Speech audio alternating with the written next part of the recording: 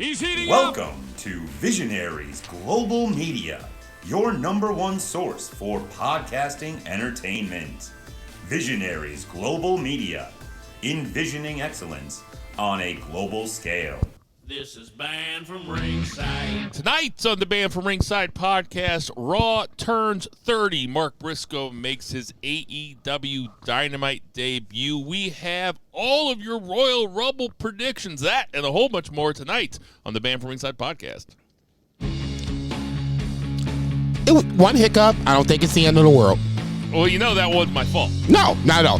Not at all. Ditch that 9 to 5. It's time to feel alive. Hello, Mark. So welcome to the Band from Ringside podcast. I'm your host, as always, Bill Vagey, a.k.a. Pamela Henderson. Sitting directly, I told you it's stupid. Sitting directly across from me, we have Jason Cornelius Bell. What's going on, JCB? No, motherfucker, that was sorry, but it's a genuine laugh because I don't look at you first, and obviously I don't know what it is coming up. So if I laugh, it's genuine. If I don't, then it's genuine too. Fair enough. On that we note, I'll ask the congregation to bow their heads as I read from the latest edition of the Band from Ringside podcast, volume 292, chapter 3, verse 14, and the good smart saying, #boo the heels. It's all good, baby. Listen, share, subscribe, repeat the Holy Trinity of BFR.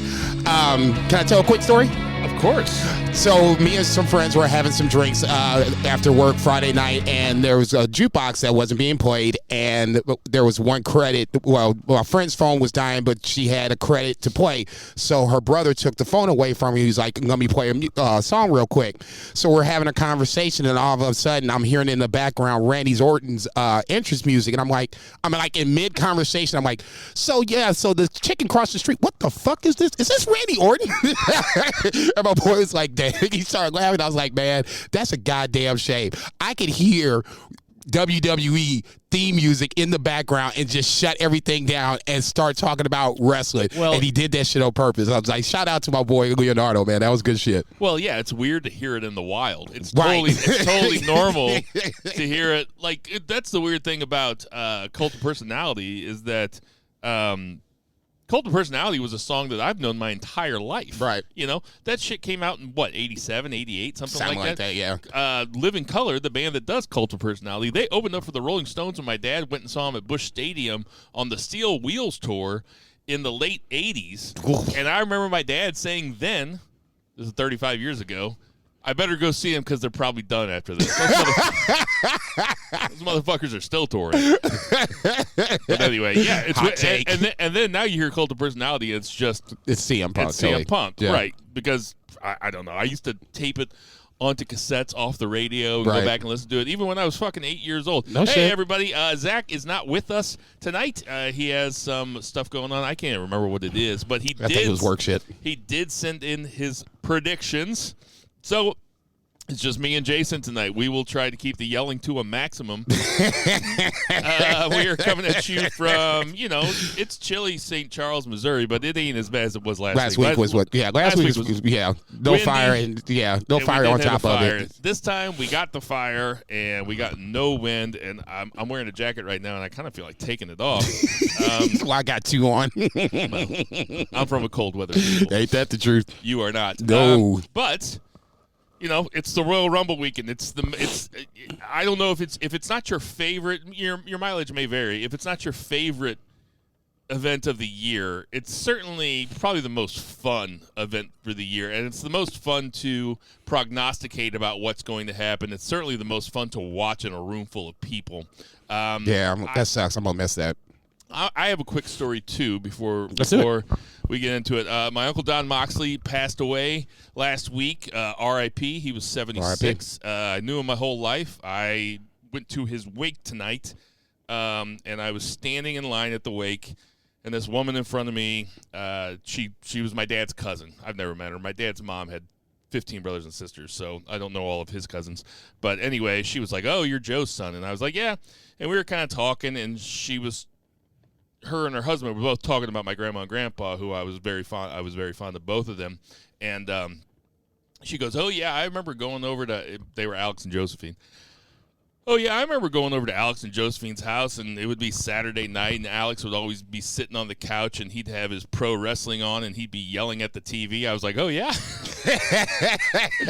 No shit. You don't say. Might be more nature than nurture is what you're saying. Hey, Cheryl, my dad's cousin Cheryl. Why don't you check out the Band from Ringside podcast? Right? Like, share, subscribe, repeat. Hope you like cum jokes. Because Zach's insane. You get a break this week, Uncle Joe. That's great. Okay, so once again, the NBA Jam button is acting up. I think that I secured it, so now it's not doing anything. It'll probably start doing it again. But anyway, if you hear it, that's not because I'm fat fingering it. That is literally because the machine's fucked up. But without further ado, let's get to that 3 count. 1, 2. Who knows? No clue. JCB, kick it off. What's the 1 count? 1 count, we're going to do a little jump back to Raw is 30 or Raw is XXX, however you want to call it. If it was, I guess I'll just do the one, I guess, obligatory Zach joke. You know, Raw being XXX is, you know, no different than just what it is. It's just WWE Raw, and they kind of pushed the envelope a little bit. Nothing crazy from the Attitude Era or whatever the case may be. But overall, I thought it was a pretty good show. My expectation bar was pretty low because usually in scenarios like this, you have a sketch or two where it's just not very interesting. See the poker backstage segments. You know, I get it. It's a staple of these reunion kind of shows or whatever you want to call them. But to me, the low point was there. The high point came right off the bat. In the trial of Sami Zayn, where it was supposed to be an acknowledgement of Roman Reigns, but apparently their Alpha and Sika were not able to be at Raw, so that kind of threw a monkey wrench to it. So in classic WWE fashion, they rewrote the script very late, and this is probably what they should have went with beforehand. I don't know what it was to begin with, but this was... Who wasn't able to make it?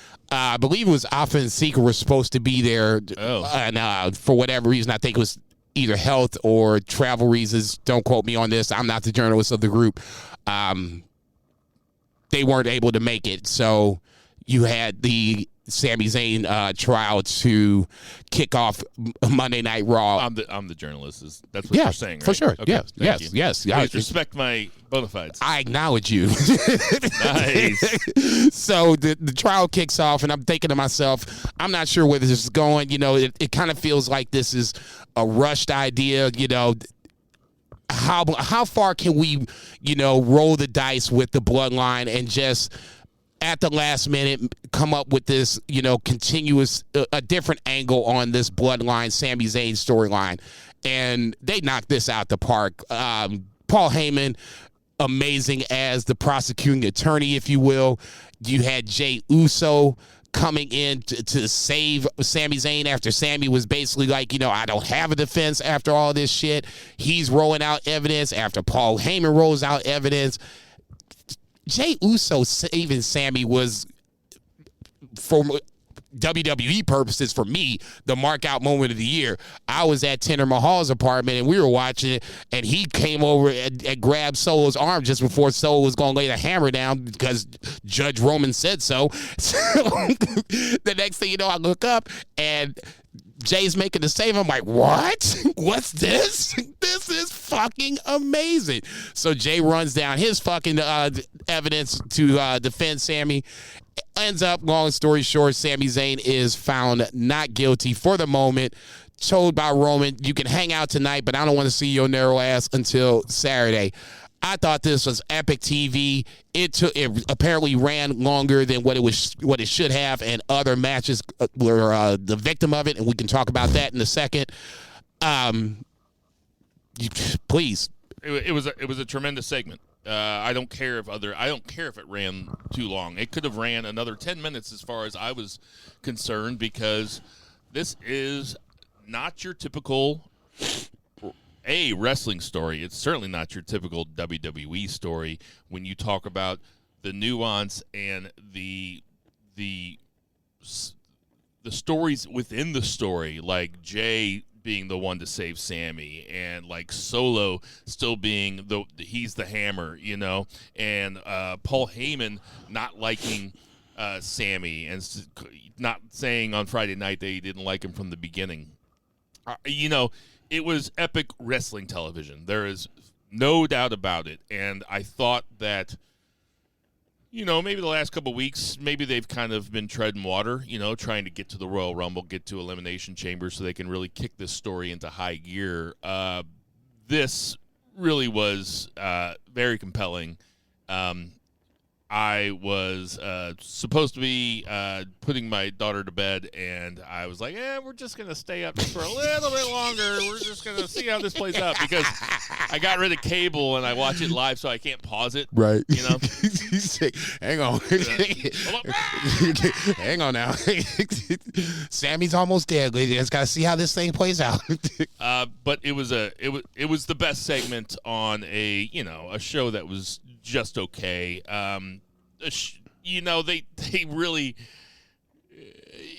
I've said this before. Maybe it's because we've been watching it for so goddamn long, and maybe there are people that's only the second time they've ever heard Ron Simmons say "damn," or they missed the Raw that was just a couple months ago where DX came out and they had a bunch of inside jokes and they were like borderline, vulgar or Randy or fucking racy or whatever, like they're pushing the envelope, but they're not really pushing the envelope. But for a mediocre show, far and away, that was the best segment. It was truly a great segment, and I just want to say that God bless Paul Heyman and God bless Sami Zayn.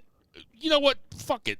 All of them were great. They were all great. I don't think Jimmy said a goddamn word, and then he played his role too. He's just like, fuck it, y'all can figure this shit out. I will say that Jay and Sammy and Paul probably have more to do on segments like that, because they're doing all the talking. Fuck, I mean, Sammy's out there acting every week. Fucking, he should be up for an Emmy or something. Like, he is so good and so believable in his role, and including on SmackDown, which I also watched today. It was a great segment. No question about it. I kind of agree with you. I don't really care if it went off script or went long or whatever. It was that compelling. I needed to see where this ended. And it continued into the next segment, which was the match of the Usos versus Judgment Day. It was Dominic and Dominic and Priest. I love the fact that Dominic has the teardrop tattoo underneath his eye. He's come out of prison as a changed man. Truly. Like, that's why I watch wrestling. Okay. That is the type of wrestling stuff that I like. Just one little thing, and now his whole character, like every single week, he adds a little something to it. Now he's got a teardrop tattoo. Dude, I saw that on Monday. I was damn near on the floor. I was like, this is the shit I love. And people shit on Dom, and I get it. He's not the superstar that his dad is, and he may never will be. But you have to start giving this guy credit. If you're not on with the Dominic Mysterio bandwagon, I'm sorry. I don't know what's wrong with you. He has come a long, long way. Just think from the Thunderdome era to right now. He is a totally different character. He has come out of Daddy's shadow. He's stalking him everywhere, every turn you can get. They had a good tag team match on Monday night to boot. Hey, he can wrestle. Yeah. The whole thing is with WWE is put Dom in the G1. The whole thing. Hang on, man. You trying to get that boy killed? Well, I guess he did make it out of prison, so he might have he might have a decent chance to get out of the G1. I guess my point with Dominic is this. Ultimately, I know we're going to have Ray versus Dom probably at WrestleMania, and that's great. But with WWE, it's always been about the character. I like in-ring wrestling more than, the character part of it. If you can talk to me, that's cherry on top of the cake. WWE fans don't even really care about what happens in ring. They care about everything else outside of that. And then the in-ring is the cherry on top. Dominic has that in-ring part. This character that he's got going with Rhea Ripley always in his ear, that's always perfect because she's a nice little heat magnet. She's taking out dudes, for God's sake. So, I mean, at this point, she's the modern-day China as far as I'm concerned. Finn is Finn, is what it is, and Damian Priest is, I guess the quote-unquote muscle, considering that Rhea Ripley's hanging out. I wouldn't consider that the case, but, that's another joke for another time. I like this match. I thought it was really well done. The fact that Sammy had to come in for an injured Jimmy and him and Jay had to bring it home just adds, it's a little more, a little more spice to this bloodline gumbo we got going on. The match was good, but obviously once Jimmy got hurt, I was like, okay, here comes Sammy to come save the day, which he basically did. Roman has no real reaction, basically make sure he gets the fuck up out of here. I'll see him on Saturday night. Was there any part of you when Jimmy got kayfabe hurt and Sammy said, I'm still good, let me fight, was there any part of you that thought Sammy's going to cost him the tag team belts right here? Nope. No part of you? No. You thought, no. Did it cross? Jinder Mahal is my witness. Never came. I was like, it's not happening right here. No. Okay. No. All right. What else happened on the show? Hang on. Let me bring up the notes real quick. I was about to say I didn't put it on my.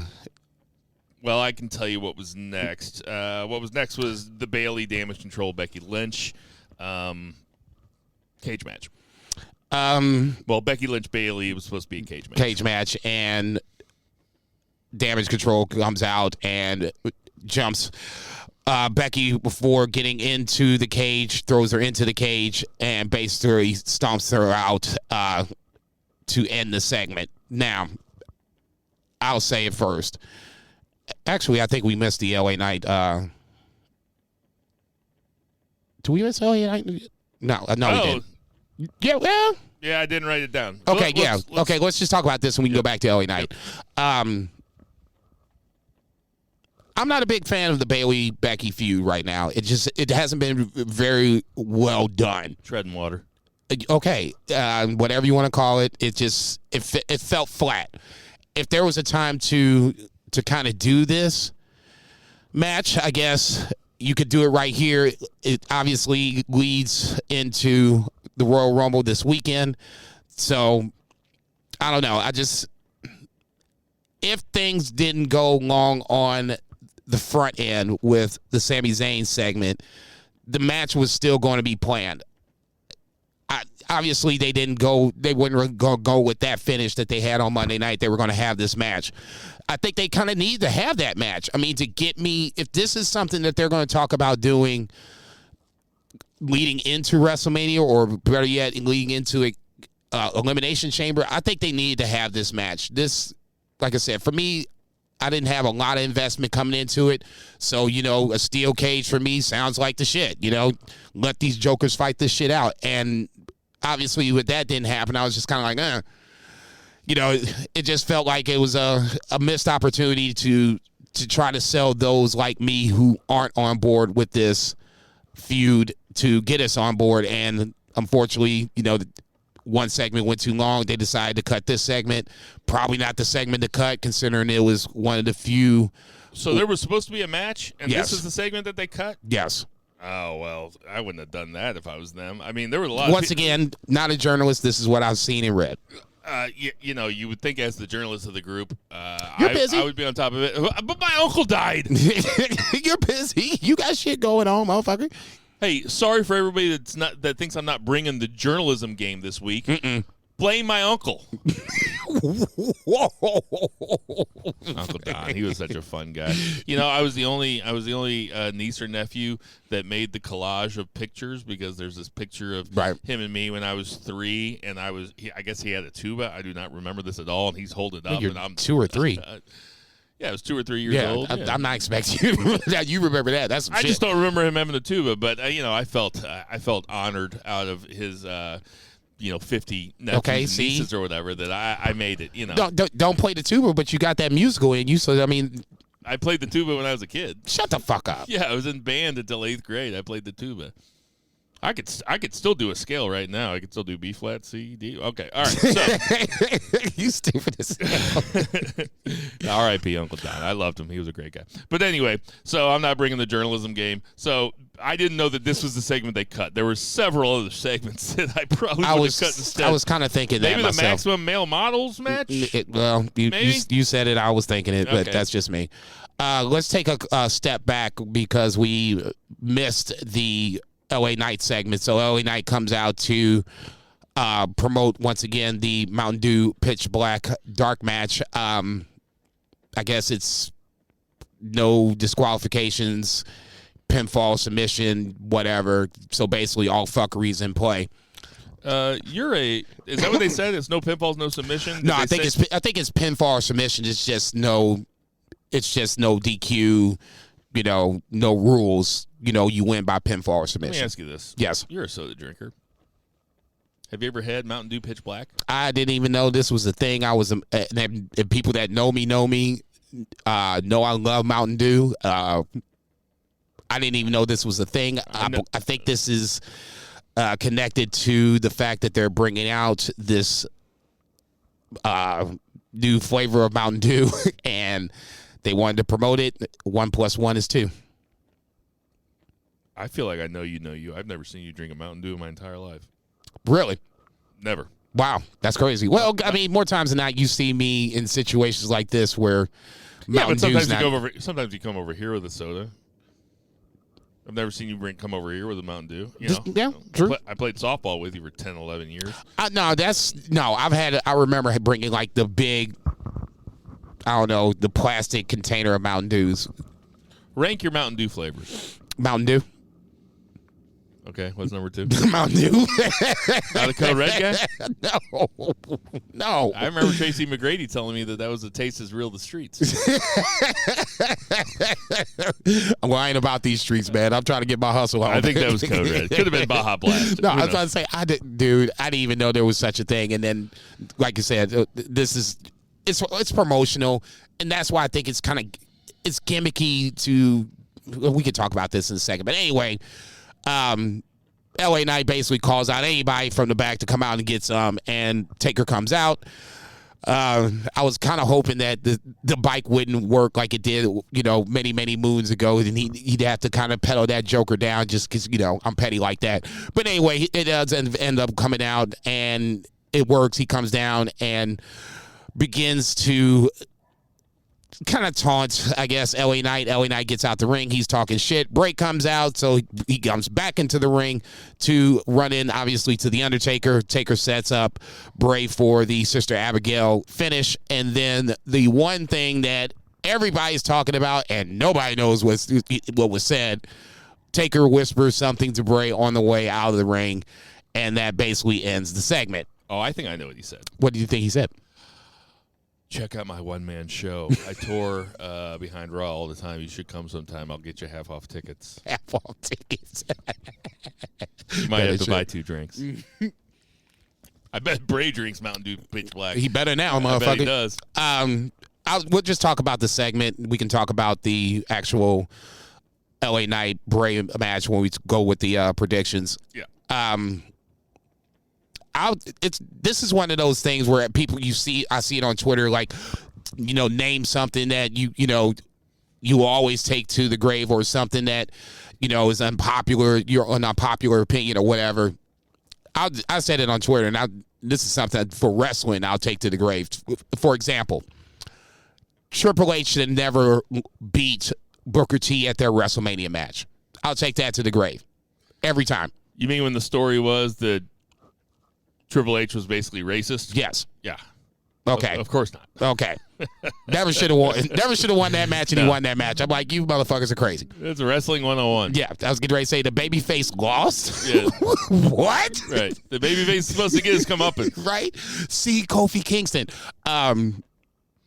Bray should have been the one to end the Undertaker streak at WrestleMania. I know Brock is.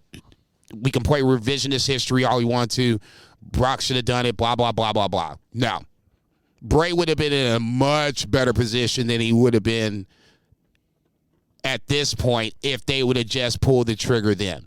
If I'm not mistaken, it was the year afterwards Brock beat the Taker, correct? No, it was the year before.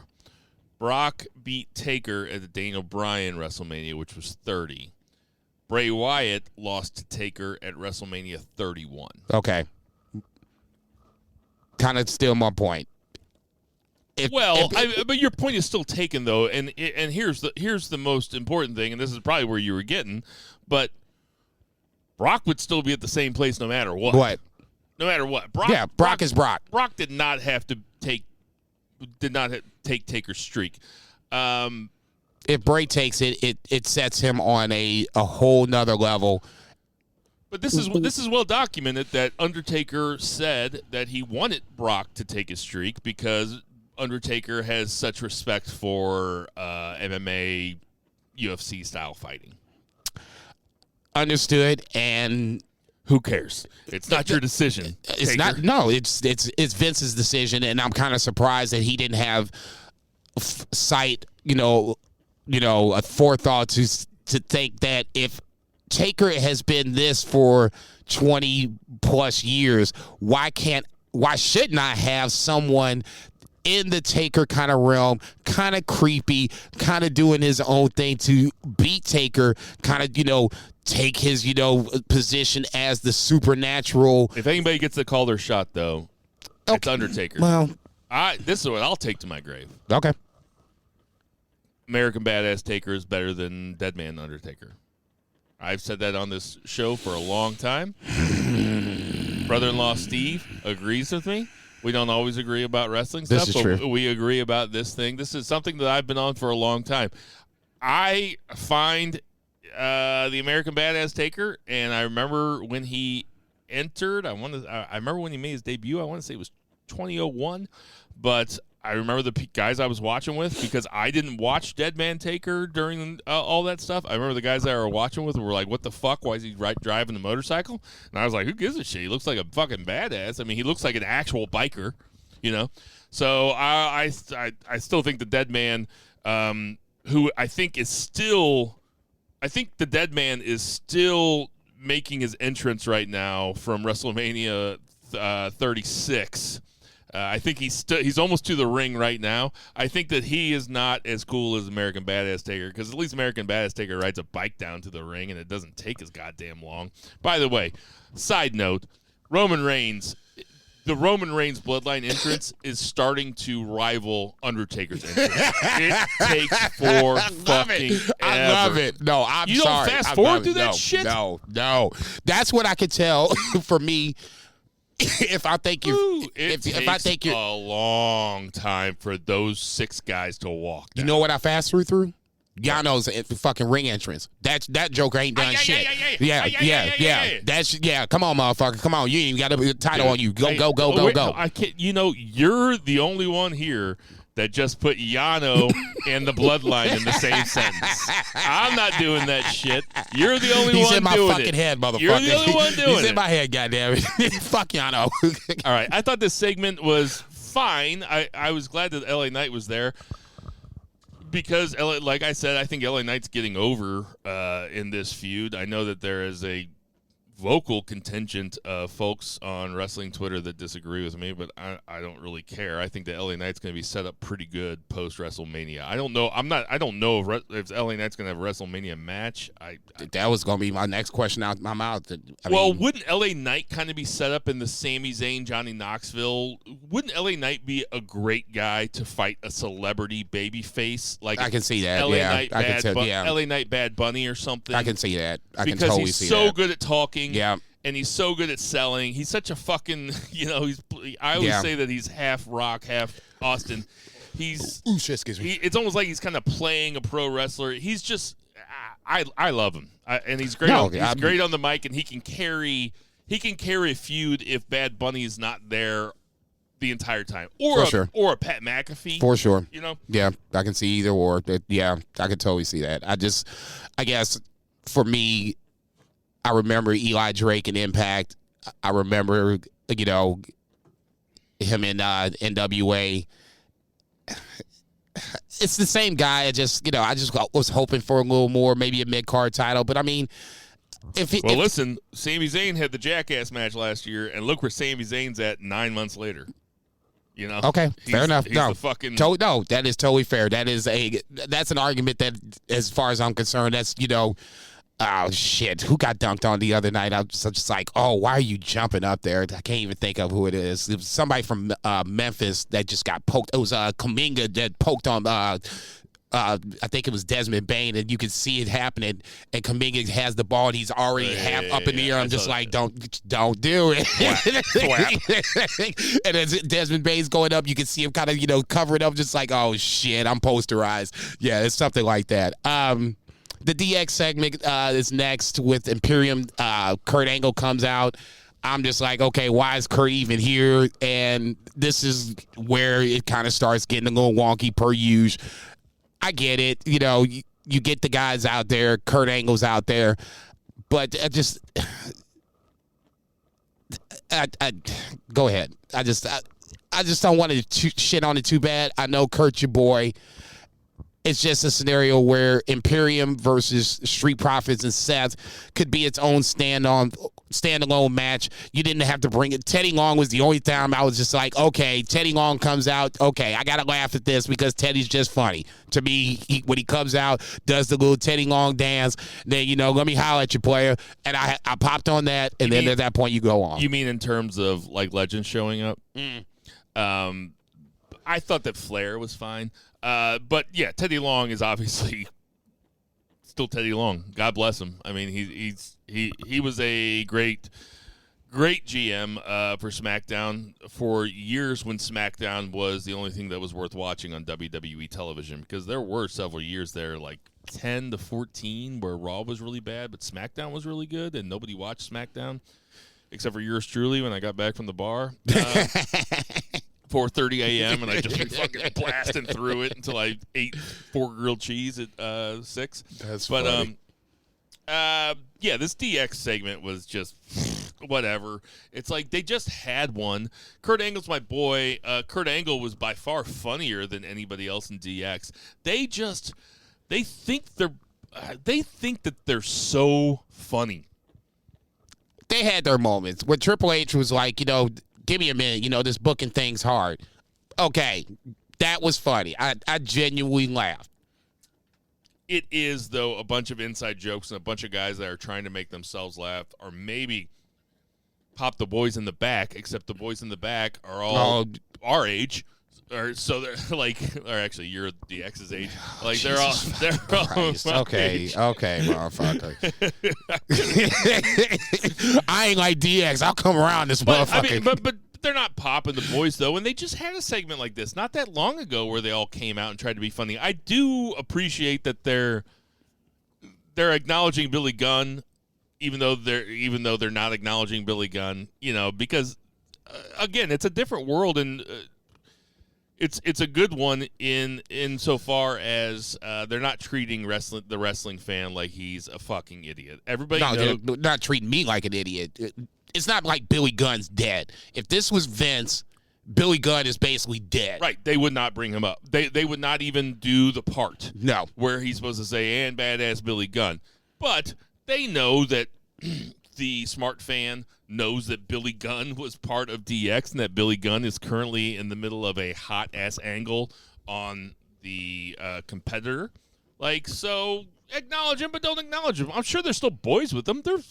There's no way that any of those guys are mad at Billy Gunn or his real name, Monty Kip, for being in AEW and being part of something, probably making more money and being part of something that's actually fun, and a weekly, this week notwithstanding, but something that's actually relevant as opposed to just being a nostalgia act. And I do appreciate that they're not treating us like we're idiots. Agreed. I believe the Charlotte Bianca segment was next. Yeah.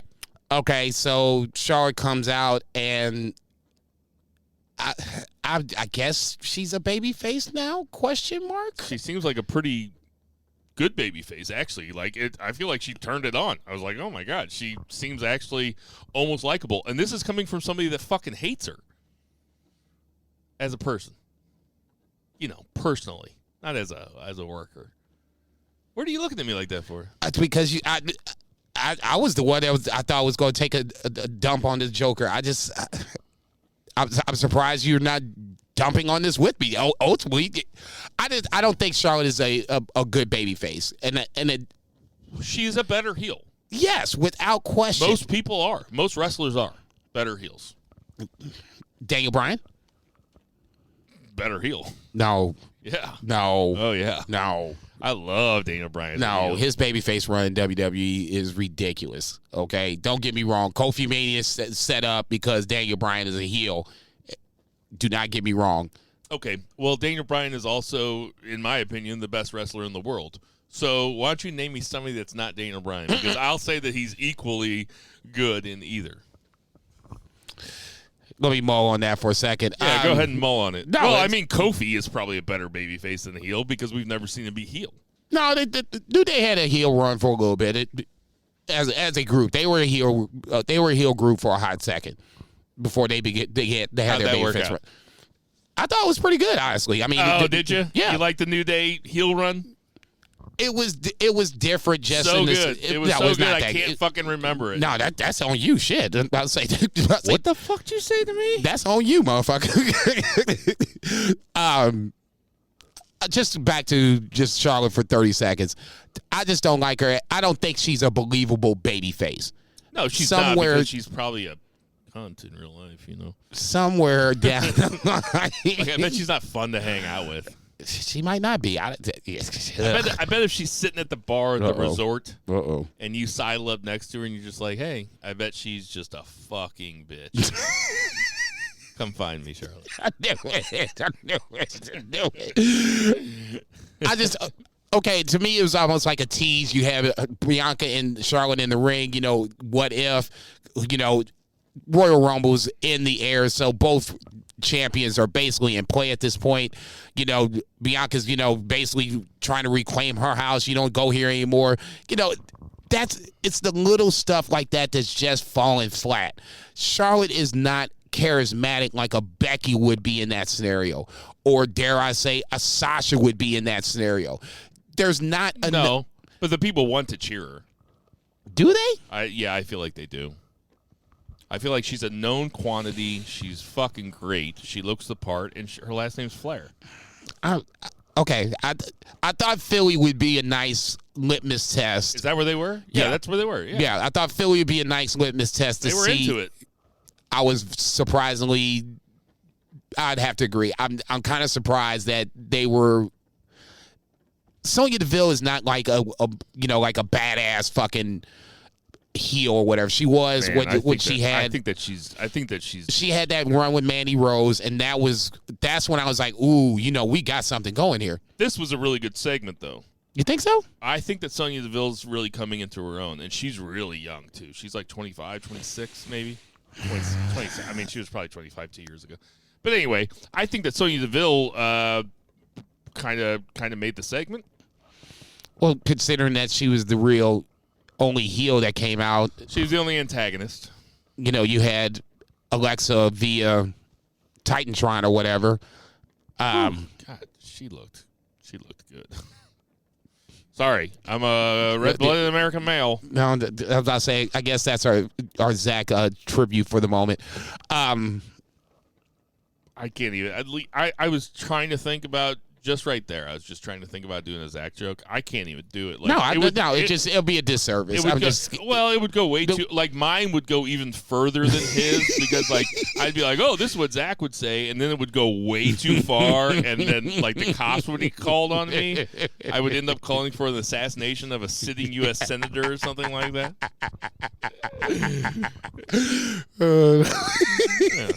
Zach, the voice of reason, is always like, hey, we might not want to put that out there, just in case some shit goes left. You never know who's listening. God bless you, Zach. Like I always say, when I become the voice of reason, there's something wrong. When he's the voice of reason, that means it was absolutely on point. had another Cody segment to start to close the show. Obviously, Cody has been announced as an entrant in the Royal Rumble, not a surprise entrant. I don't know if I said it last week, but I'll say it this week. I don't have a problem with Cody Rhodes being a surprise entrant, or not a surprise entrant, but an announced entrant. This was the circle date that we all kind of knew that, or we kind of guessed that he might first come back. No problem with it. The men's side, I think there's enough guys on the roster that you can fill 20 spots out, including Cody. And then if you want to bring in 10 surprise entrants or whatever the case may be, you can do it like that. And that way we can just get Cody off the table. You know, I know people want to see he's had his, big return WWE moment, and that was at WrestleMania. This wouldn't be like, oh my, I get it. They want the Triple H moment. They want the John Cena moment when he came back at MSG. I get that. I don't think he needed that. It wouldn't even come close. Even when we knew he was probably coming back at WrestleMania, that was still a bigger moment. It was a huge pop. Don't get me wrong. It would still be a huge pop if he came out surprise or otherwise. For me, no problem with him coming back as an announced entrant. I mean, I totally see your point that he already got his big surprise entrance at WrestleMania, even though it was the worst kept secret in the world. It still fucking ruled. I mean, it was my WWE, well, it wasn't my WWE match of the year, but it was one of my finalists for match of the year. And I just think that well, you know what? I'll have a lot more to say about this in the prediction part of the show. So we'll just table the Cody stuff. You guys can fast forward till about 3 hours from now in the podcast when I finally get to it. What was next? The final segment was the U.S. title match, Lashley versus Theory. Austin Theory. Thank you. I was getting ready to talk about the backstage interaction between Lashley and MVP, which kind of sets up to what possibly could be happening to the Royal Rumble. But obviously we'll talk about that later on. Obviously Lashley loses the U.S. title match due to fuckery from one Brock Lesnar. Lashley brought out Brock Lesnar in the backstage segment with MVP as MVP was trying to buddy up to him one more time. Maybe a possible tease of a Hurt Business reunion again. The boys are in the back, yada, yada, yada. And Lashley's like, I got to handle my business tonight. So, of course, once again, Brock comes out and costs Lashley the U.S. title, F5's him, S5's Theory on top of Bobby Lashley for the 3 count. I'll just say it.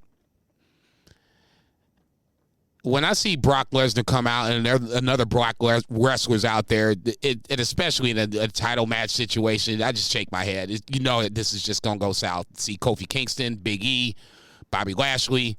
I know people are going to be like, oh, Bobby Lashley beat Brock. Roman Reigns was the key factor in that. There was not a clean win.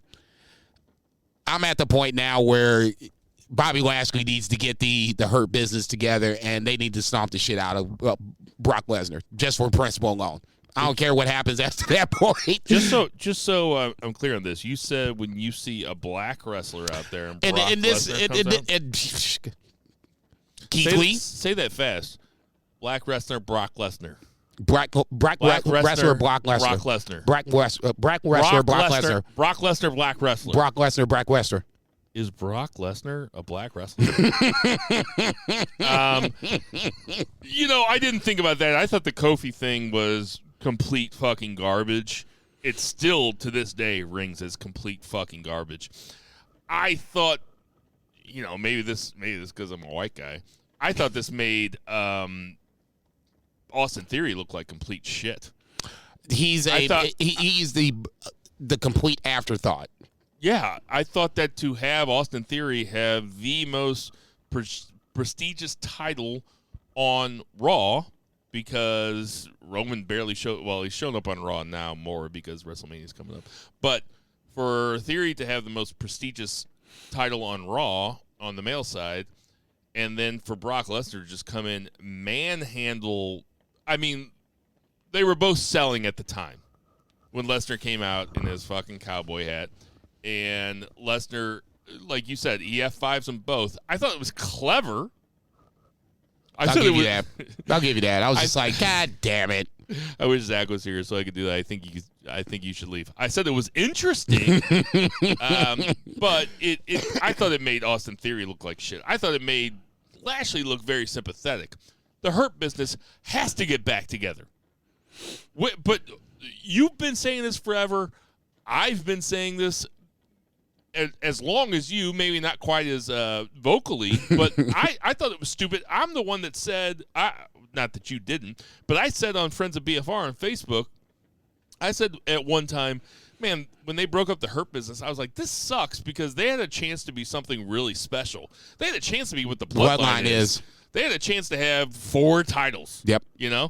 And they chose not to, and it's still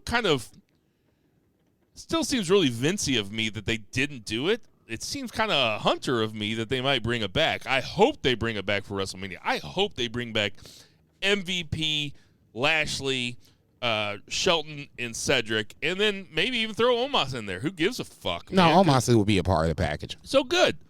That's what I hope they do, and I hope Lashley goes over. I mean, we're getting Lashley versus Lesnar at WrestleMania. That's a match that's going to happen at WrestleMania. You can book on it. Don't you think? Do you think I'm jumping the gun? No, not at all. And I think that's not an Elimination Chamber match. No. I think if you do that, you bring if one of the others in that match, and then the other costs the other one that elimination match. Let's just say Brock Lesnar's in the match and Lashley isn't. Lashley will cost Brock Lesnar that match to set up the WrestleMania match, vice versa. Have they said that the Elimination Chamber match is going to be for the belt or for the U.S. or something? No. I speculated that there was I read it on Twitter or whatever that the Elimination Chamber match would be for the U.S. title, and then you would have, for the Intercontinental Championship. Obviously, that's Gunther. You would have 6 guys, including Gunther, in that. Now, you can flip it the other way where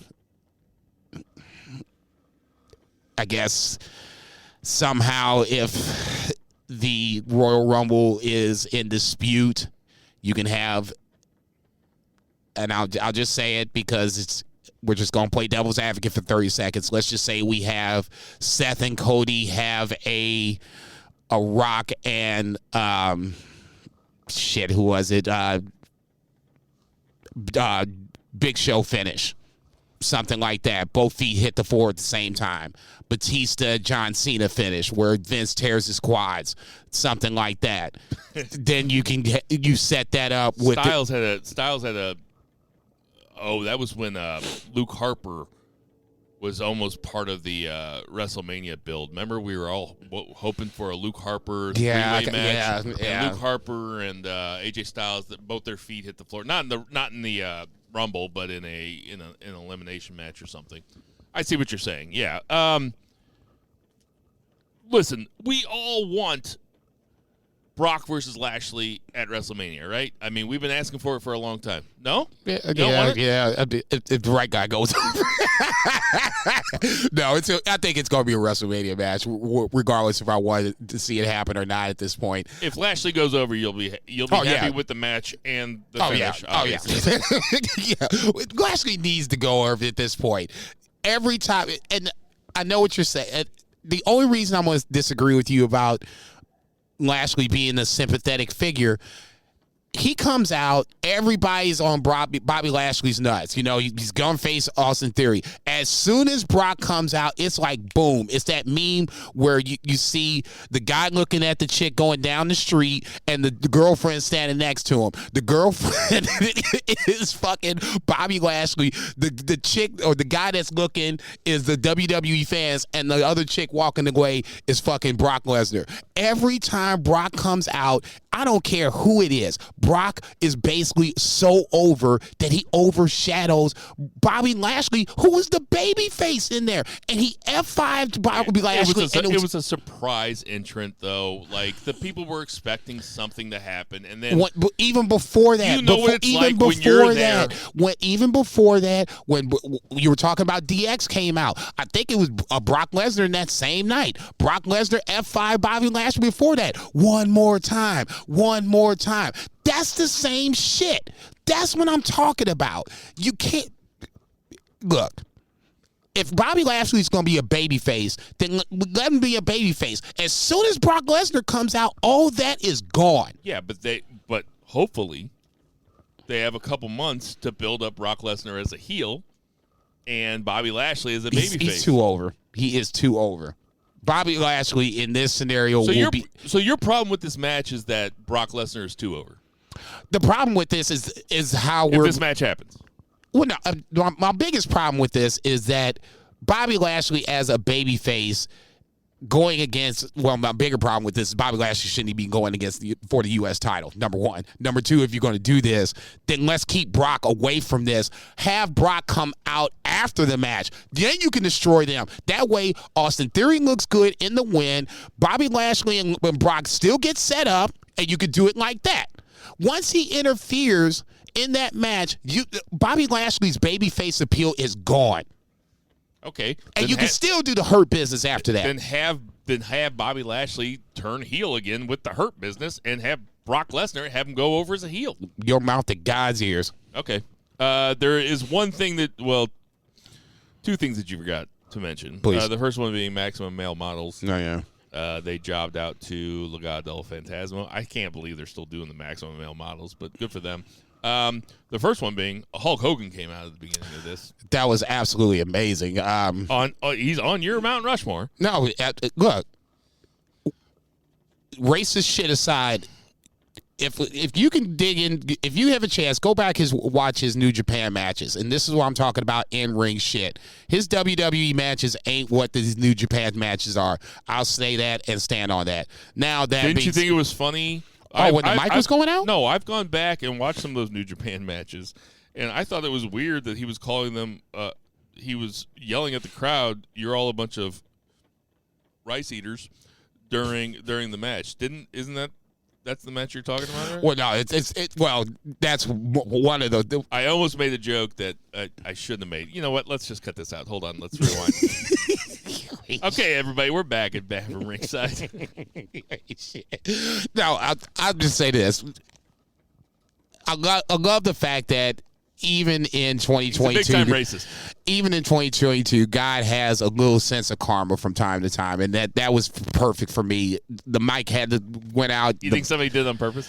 No, I just think it was just God. You don't think Xavier Woods came out and just like unplugged something? Motherfucker. You ever seen that picture of Booker T standing behind Hulk Hogan? He's hugging somebody, and Booker T's just looking all pissed off on the ramp. Oh my God, it's so fucking good. Anyway, that was Raw 30.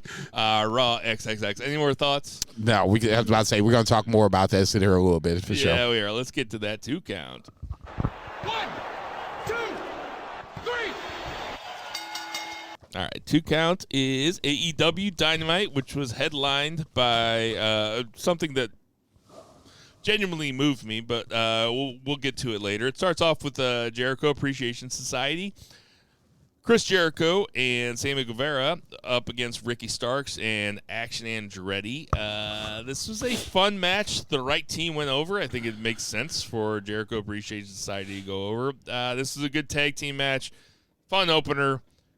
That's all I got to say about it. I'm assuming you didn't watch Rampage, correct? I did not. I didn't either. So I guess, and I'm sure Zach wouldn't have watched it. So I guess that would have kind of answered my first question. I was just hearing that Action Andretti, I guess, didn't look so good on Rampage or whatever the case may be, even though he won over Daniel Garcia. So I was kind of curious walking into this one. Like botches?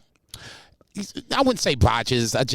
Like I said, I didn't see it. So, I mean, I can't speak intelligently on it, and I'm taking the word of the IWC, so I'm taking it with a huge grain of salt. Mm-hmm. So at that point, that's why I was going to ask you if you saw it. What did you think?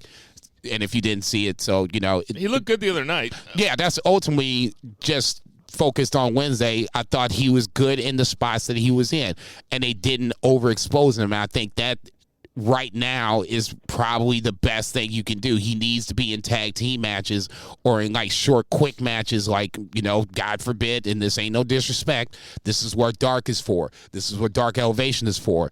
He's in a major, not a major, but a big time angle right now with Ricky Starks, but more so with the Jericho Appreciation Society. So you can't overexpose him.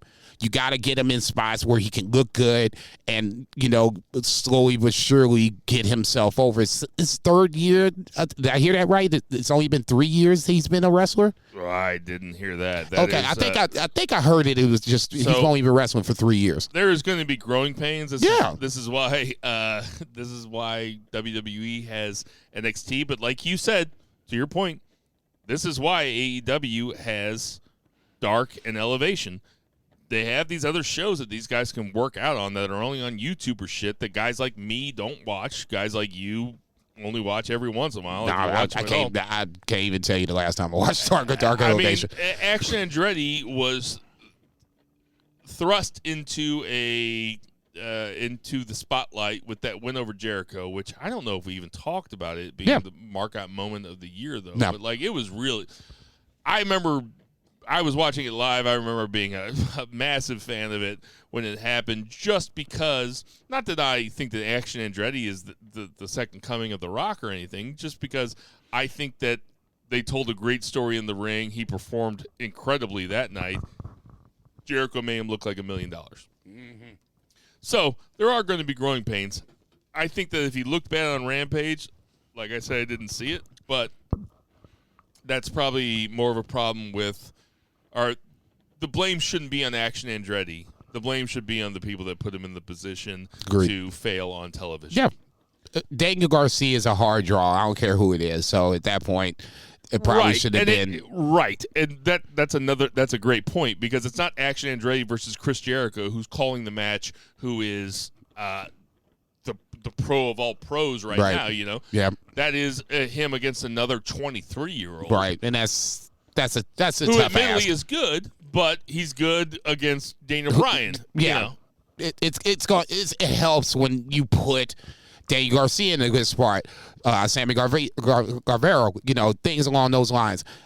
Action Andretti was in a good spot. It was more so the focus was on, for me, Jericho and Ricky Starks. Unfortunately, Action Andretti just had to take the fall. Next up, we had the Jay Briscoe memorial vignette, kind of building up to the Mark Briscoe Jay Lethal match that was happening later.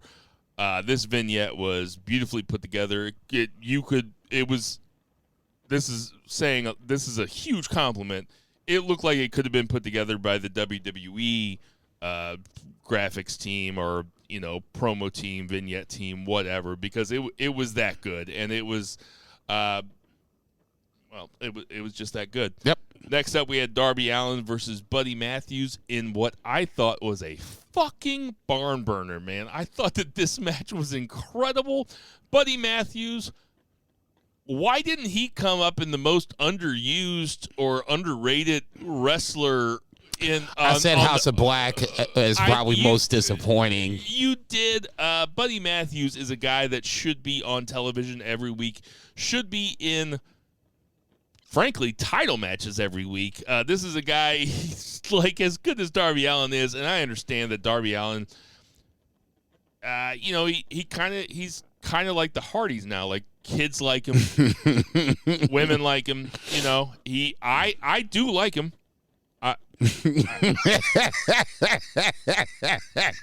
Nobody's that was hard to say, huh?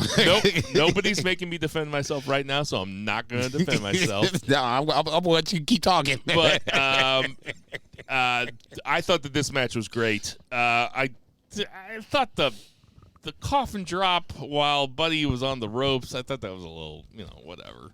But for the finish. But after it's over, Samoa Joe comes on the screen, and Samoa Joe says that we're going to have a rubber match, me and you, Darby, for the TNT Championship. Jason, A, what you think about the match? B, what you think about Samoa Joe showing up afterwards? And C, am I right about Buddy Matthews? A, I thought the match was really, really good. Buddy Matthews, I think, is just underutilized, but I think that's just part of the problem with the AEW roster in general. It's a lot of, men and women jockeying for the few spots on TV that are available, and it just kind of is what it is right now. Like I said, ROH needs to hurry up and get started so that way it's less people on the AEW side of the fence, but neither here nor there. I thought Darby Allin in Japan was amazing. I watched that 6-man tag. I thought he had to carry a good chunk, not a good chunk of the match, but a lot of the high spots. You kind of saw it on Dynamite or whatever with the drop kick outside of the ring.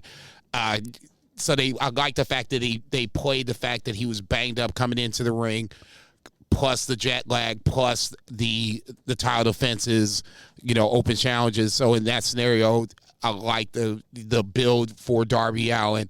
Buddy Matthews is, like you said, he's a pro's pro. He can go with basically anybody in the ring.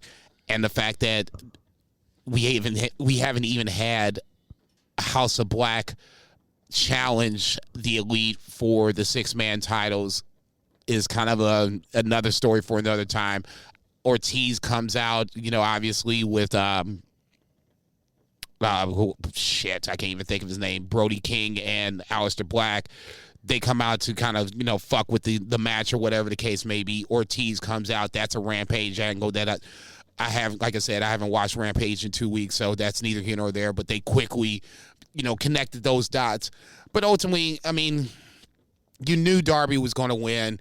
I felt kind of, I feel a little cheated because I don't see Buddy Matthews enough to where, where I think he should be in this mid-card, title chase, whatever you want to call it. Samoa Joe coming out is what it is. I almost kind of expected him to come to the ring versus be on the big screen or whatever, but a rubber match, no DQ, that's cool. Their first 2 matches have been good, so I expect this third match to be just as good. And like I said, Buddy Matthews. Second one was really good. Yeah, Buddy Matthews and basically all House of Black, Brody King, and Aleister Black. I think they're in that quagmire where you see where Tony is trying to go with it, but it's just they're behind a lot of other people, so it's just not a priority right now. So for the moment, they're gonna be behind. It's a damn shame because at the very least, they should be chasing the Elite. Yeah, put Buddy Matthews on television, please. Coming up next, we had. Shit, where's Miro, motherfucker? I mean, shit, can we get him on the TV first? I mean, damn. Well, he's pissed off. Well, look, figure it out. Okay? Who's the champ right now? MJF. Have Miro chase him around for a little bit. I don't give a fuck. Damn. You're not going to get any argument from me. I'm the biggest Miro fan in the biz. Look, and the fact that I'm saying it speaks more volumes. Well, I just think that, from what I read, he didn't like the angles that Tony was putting him in, and he basically took his ball and went home and said, call me when you have something better. Okay, that's his prerogative. I can't dwell, I just can't sit here and dwell on, my dad said something to me a long time ago, and I've probably said on this podcast before, but, we were at something, and my mom, it was some party that my parents were throwing, and my mom was like, well, this person's not here and this person's not here. And I remember my dad saying, this is some real wise shit, really. It's no shit. I'll say your dad's so cool. He said, Janine, I don't have time to worry about the people not at the party because I'm at the party. And it's like, okay, so if Miro's not going to, if for whatever reason, if Miro's not there, right, Fuck it's not my problem. Right. I'm here to talk about who's on television. Fair. Because it's wrestling, and you can always be like, why don't they do this? Why don't they do this? Why don't they do this? Why don't they do this? There's only so many belts, except for in AEW where there's all the belts. Speaking of belts that are made up, coming up next we have Jungle Hook versus Ethan Page and Matt Hardy. I'm sorry. Neither of these angles is working for me. Jungle Hook's not working for me. Matt Hardy, Ethan Page isn't working for me. You know what would work for me, Jason? Yes, sir. A shot right now. But Ethan Page comes out, and they kind of the Stokely Hathaway came out, and Isaiah Cassidy was out with them, and it was just kind of like, well, everybody that bitches about AEW, this is the type of shit that they bitch about. It's like, why is Matt Hardy with Ethan Page? Why is Isaiah Cassidy out there? Why is Jungle Boy with Hook? Stokely Hathaway is great. These are all like, but this is not greater than the sum of his parts. This is just a bunch of parts. Right. I mean, the match was fine. The match was fine. You said it so eloquently right there. I can't even say anymore.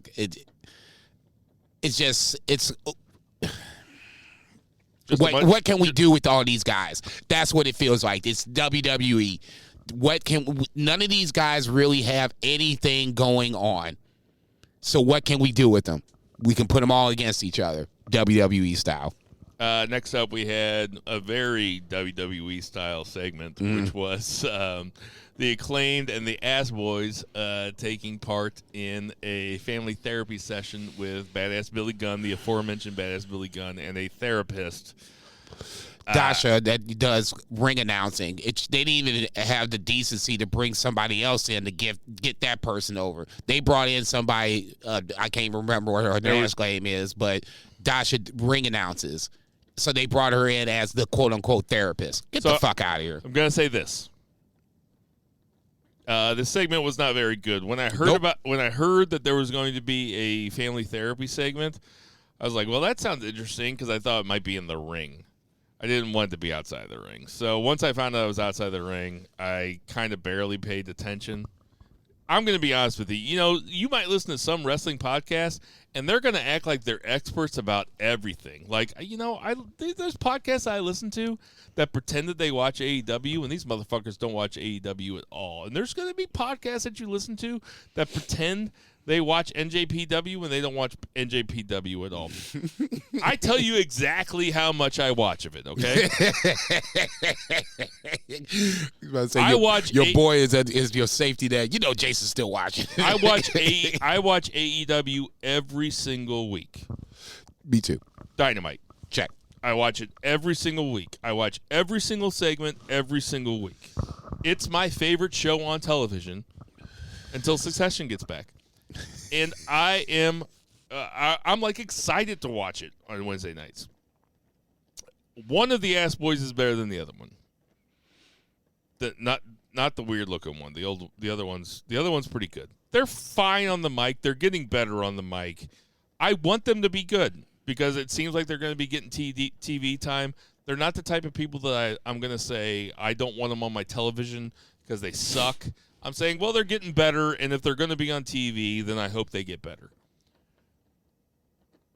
I did pop one time during this segment, though, is when the Ass Boys were basically talking about their dad not being there when they were kids and everything. Right. And then they turned to Anthony Bowens, and Anthony Bowens goes, you guys are the two biggest piece of shit I've ever met. It was like, damn. So much for family therapy. That was really funny to me. I thought Max Caster was really good in this segment, too. I thought the segment it seemed like they were trying to stretch this thing out for another week before they're going to have an eventual match, which is fine. I mean, it's wrestling. Whatever. I just wasn't a big fan of the segment. No, it really felt like they were trying to ride the Acclaim's appeal and just, you know, ultimately, like you said, make this match, you know, here's another, bridge part to get us from point A to point B. But as much as the Acclaimed are over, and, they are over, there's no question about it, this felt flat. It just didn't do it for me. I think the one funny part is the funny part you said. Outside of that, it wasn't shit. I think that, like, if I had the pencil and the Acclaimed are as over as they are, I would not put them in front of an audience every week, even if they have to fight a couple jobbers. Even if you bring some people out of the local, what would be the South Broadway Athletic Club here in St. Louis, like, just find a couple guys that could take some bumps, like they did on. Excuse me. They did it on SmackDown. They had LA Knight go against a jobber. Just bring a couple guys out. Let the Acclaim come down, cut their promos, pop the crowd. This stuff does nothing. It does nothing for anybody. Nope. Anyway, so speaking of two guys that talk like their voice is starting to lower, but it still cracks a little bit. We had a backstage segment with Hangman Page and Wheeler Yuta. He's like, what the fuck is he talking about? Hangman Page is always like, I guess you have John come find me, I guess. I hope I can knock him out. And then Wheeler Yuta comes in. He's like, hey, man. He's like, we are forged by combat. We're in the Blackpool Combat Club. We need to start beating your ass. He's like, okay, well, I guess I'll see you on Rampage. And he's like, yeah, you see me on Rampage. That was a lot better than I thought it would be. I guess my knee-jerk reaction to the whole segment was, okay, so, hey, where were you to speaking for Jon Moxley? No. You need to sit your ass down. If I know anything about Jon Moxley's character, you don't need to speak for Jon Moxley. Jon Moxley's going to show up when you look, this motherfucker did what? Knock me out. I want Jon Moxley to fucking put him in the paradigm shift 4 times in a row. Okay, that's what I'm saying. I thought the same thing. I was like, Moxley's got this. Yeah. Why don't you sit your little dumb ass down? Yeah. Okay, you ain't got to speak for Jon Moxley. Moxley's going to accept. It's like when people defend politicians. It's like, nah, they're fine. They're fucking rich. Like, don't come at me about how cool Nancy Pelosi is or fucking whoever. Donald Trump or whoever. It's like, they're fine. You don't have to defend them to me. Okay. I'm one of you.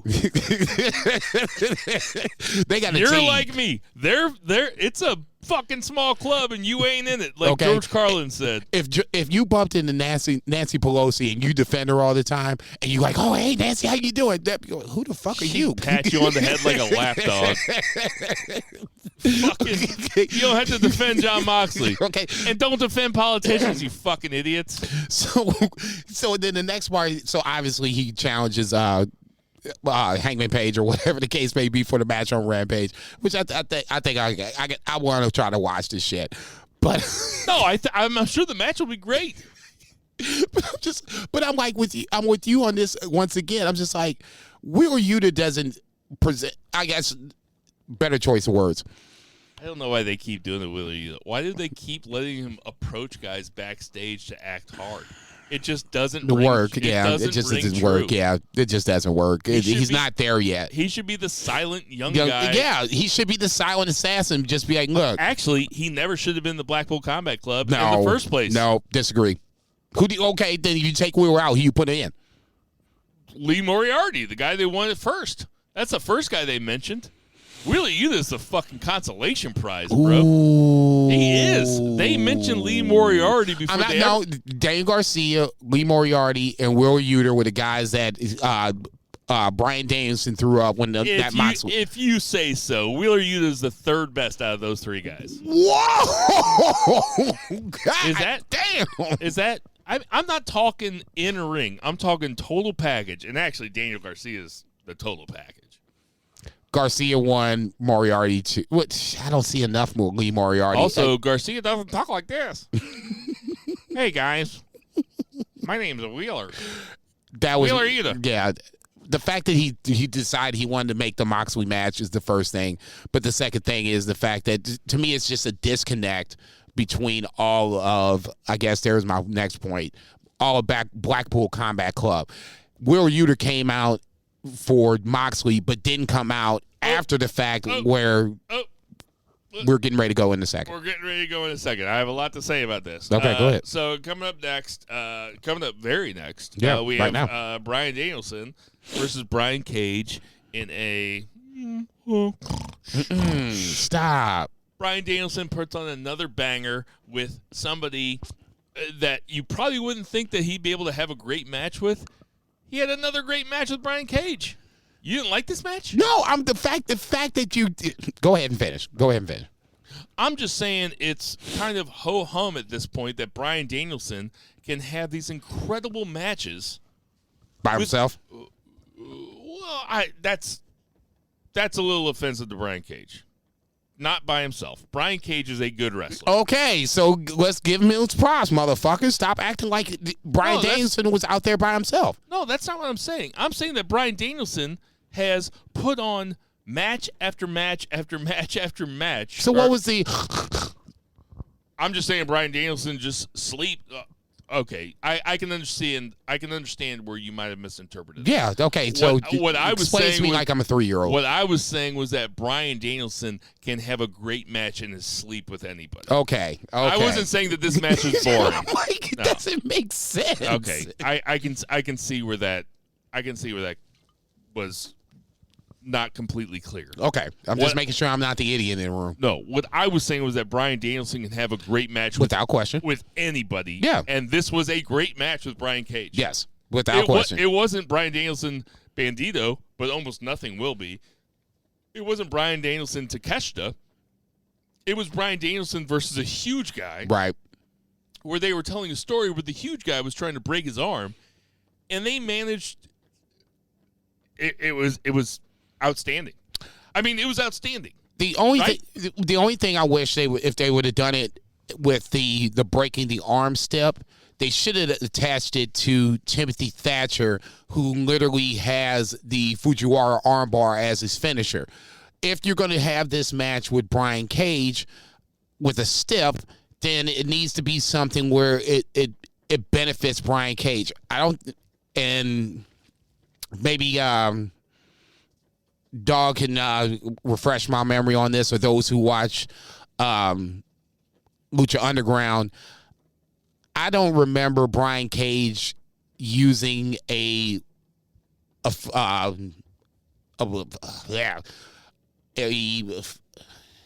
submission where it was arm related or anything along those lines. I know Pentagon did it. He came in and broke everybody's arm. So that was the big thing on Lucha Underground. So to me, the step was the crazy part about it. When you got Brian Cage out there, you want Brian Cage to beat down Daniel Bryan. If he breaks his arm in the process, so be it. The match was good.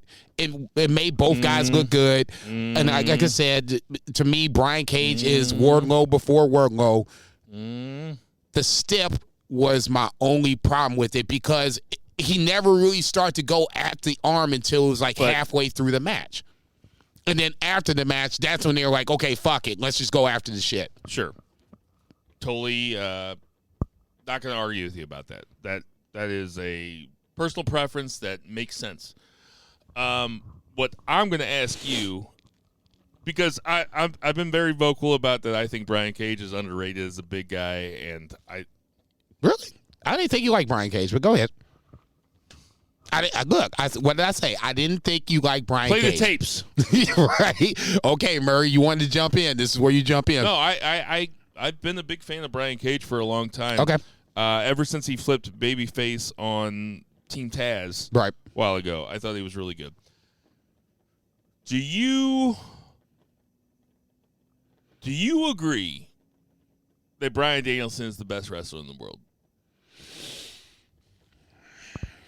I mean, are we talking the complete package, the stick, what we do in the ring, yes, the whole shebang? Yep.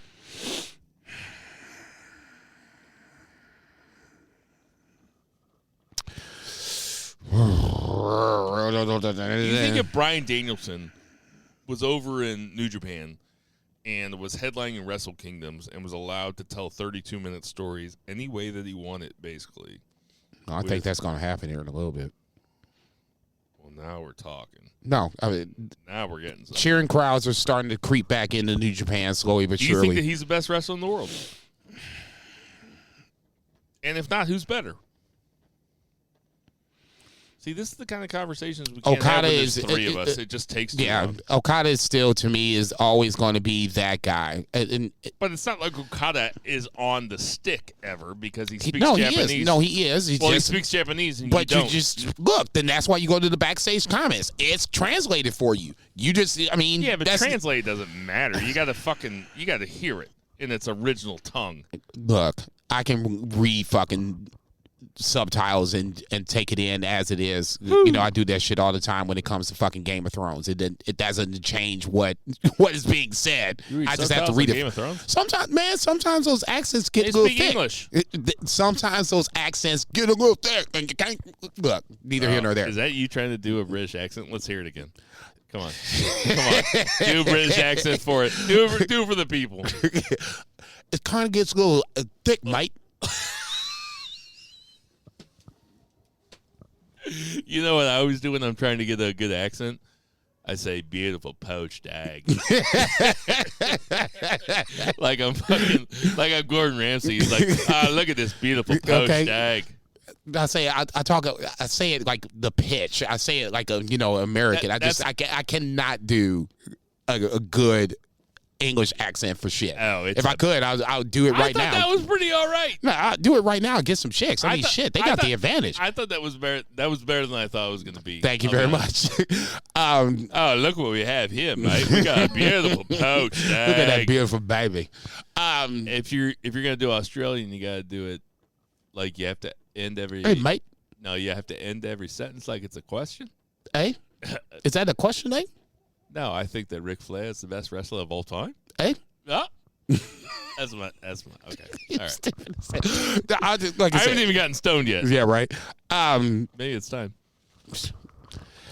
To me, Cage is one of those guys, like I said, ROH needs to kind of open up to where Brian Cage has more of a prominent role. I don't know if his contract is coming up. Actually, I do know his contract is coming up, and that's going to be one of those issues where do you re-sign Brian Cage or not?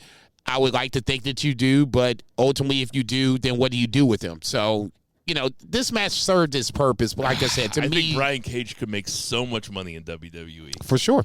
I think that he's carrying Cross, but better for WWE. Like his look. Wow. Okay. Another conversation for another time. Oh, yeah. Right. So Danielson beats Brian Cage. MJF comes out. First of all, I'm going to say that this is a good character twist for MJF, is that he's becoming sadistic instead of slowly but surely like the roasting guy, because that can only last so long, and that's not a very good heel persona if you're going to be going against somebody as good or as serious as Bryan Danielson. So I think that this is good that he's kind of shelved the humor part a little bit.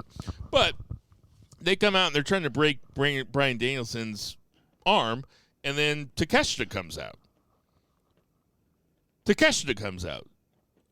Bryan Danielson is in a stable.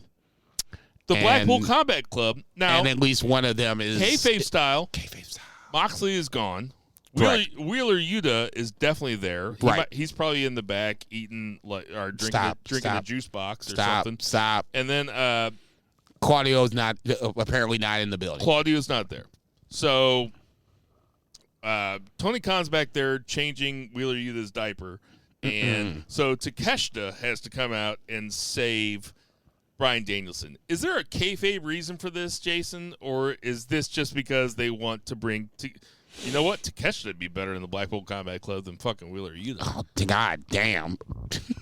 Am I wrong? Is this shit on Wheeler Yuta segment? No, it's shit on Wheeler Yuta segment. No, yes, you're wrong. Is. You're wrong. No, Takeshita is a stand-up guy by himself. How you figure out how he gets from point A to point B, where I'm saying point A to right now to point B to the top of the card, you figure that shit out. Wheeler Yuta's in the right spot. They just booked him in the wrong way. This should have been Wheeler Yuta coming out to make the save. Somebody said it to me on Twitter, and they were saying, like, Wheeler Yuta and Daniel Bryan don't get along, and that's probably, that's the kayfabe reason why he didn't come out. That's kayfabe or shoot? No, that's kayfabe. Is that Wheeler Yuta and Bryan Danielson don't get along? No, kayfabe style. Bryan Danielson and Wheeler Yuta had a backstage tiff, and Claudio came in the middle, and we talked about this on the pod. And then we were like, okay, so this is like, maybe this is Blackpool Combat Club splitting up. Well, we don't know. Remind us of that. Okay. This is me being reminded of from somebody else, because I was the same way like you. I'm like, okay, the wrong person is coming out. Takeshita has the link with both Daniel Bryan, because Daniel Bryanson beat Takeshita, and Takeshita and wrestled. MJF talked a bunch of shit on last week or a couple weeks ago. Did they not wrestle? No, that was Takeshita. Okay. Either way, MJF doesn't wrestle. Look, my bad. He works out. God bless him for it. Takeshita is, I guess, the link between MJF and Bryan Danielson. So that's why Tony Khan had him come out. Like I said, if it was me, I'm with you. If you're in this faction, unless you're LIJ, if your boy is out there getting worked, you run out there and help him. I say this with all due respect to Tony Khan, because I love the product. I really do. But sometimes there's too many moving parts when he's trying to juggle that many people in that many stables and shit like that. See the Ethan Page, Matt Hardy thing. No. He needs to know that it makes storyline sense. It makes kayfabe sense to have somebody come down and defend Bryan Danielson, unless when Bryan Danielson is sitting back there with the doctor, he says something about how all his guys aren't there, and thank you to Takeshita for saving him. But all he did was talk about, is his arm broken? And he yelled at the doctor, am I good to wrestle? And the doctor said no. Anyway, I mean, that's fine. MJF cut a promo just a little bit later. We'll skip the one segment. But MJF cut a little promo where he said something that was, I had to watch it 3 times to understand that I really saw it. He goes, Takeshita came down to save you. Takeshita, he said, take a shit is still funny, but I know that it's Takeshita. And he said, it's not the first time a Jew has been chased off by a blue-eyed person. That's badass. Like, I'm not really sure I got what it meant, because Takeshita doesn't have blue eyes. I don't know if Daniel Bryan has blue eyes. I guess. Doesn't seem like it. I don't. But what it meant, it seemed like it was invoking some sort of Nazi thing. I thought it was something religious. I thought Jesus was my knee-jerk reaction, but saying that this is not the first time that a Jew has been chased off by a blue-eyed person. That has Nazi connotations to me. Okay, fair. Now, listen, that's a throwaway line if you're just tuning into AEW Dynamite on Wednesday night and you're waiting for 2.5 Men or whatever. But when you do a podcast, and the guy says something like that, I was like, did he just invoke the Nazis? I'm like, damn. But I don't know if he was calling Bryan Danielson a Nazi or... Yeah, that's why I was just like, okay, wait. But he kept talking. I was like, God damn it. Anyway, shit. I thought it fucking ruled. That was funnier than shit. It made me pop. I was just like, whoa, what the fuck? And then he called in Timothy Thatcher for next week's match, which is going to be Timothy Thatcher versus Daniel Bryan, which is, if you watched Timothy Thatcher's Fight Pit matches in NXT, one was against Ciampa, I think one was against Riddle. Yes. Is that right? Yes. Then Timothy Thatcher versus Daniel Bryan might be a dream match for you, because these guys are very similar. Thatcher is a psycho, and this match, I hope they give it 30 minutes. I'm not even gonna get up that much hope, but 20, 25. They're not going to give it either. But I'm 20, telling 25 you, minutes where Timothy Thatcher is legitimately going after the arm. This match is going to be good. It will be good and ultimately sets up what the Iron Man match is, to where you have a banged up Bryan Danielson going against a very, very fresh MJF in the 60-man Iron Man match. And that's where you're going to tell a tale where I think MJF goes over, but how you tell it, I'll let TK do that shit. Something to look forward to, though, for next Wednesday will be Thatcher versus for sure. Bryan Daniel. He gonna do it on over in that Norwich show where Darby Allin, Sting, the whole shebang. He had a singles match go good. So this last match, I don't know if it's because I am a girl dad now, or if because I'm getting older and I recognize mortality a little bit more. But Jay Briscoe passed away about 9 or 10 days ago. He was 38 years old. He was driving his 12-year-old daughter and his 9-year-old daughter to cheerleading practice or dance practice or something like that. Got hit head on. He was on his own side of the lane. There was... Okay, see, I just... I never really found out the details of it. I just knew that he was in a head-on collision, and that was it. Somebody swerved over on a 2-lane highway, and it was a head-on collision. Damn. One of his daughters, I think, is okay. The other I think they're both now okay. The second one that had the paralysis now has, if I'm not mistaken, she has has feelings in both her legs. And I thought that was earlier in the week, like Monday or Tuesday. Feels right. Well, that's spectacular news.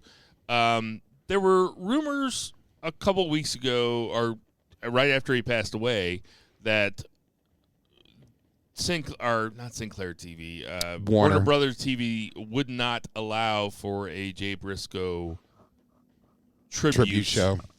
It's unclear why, because they didn't.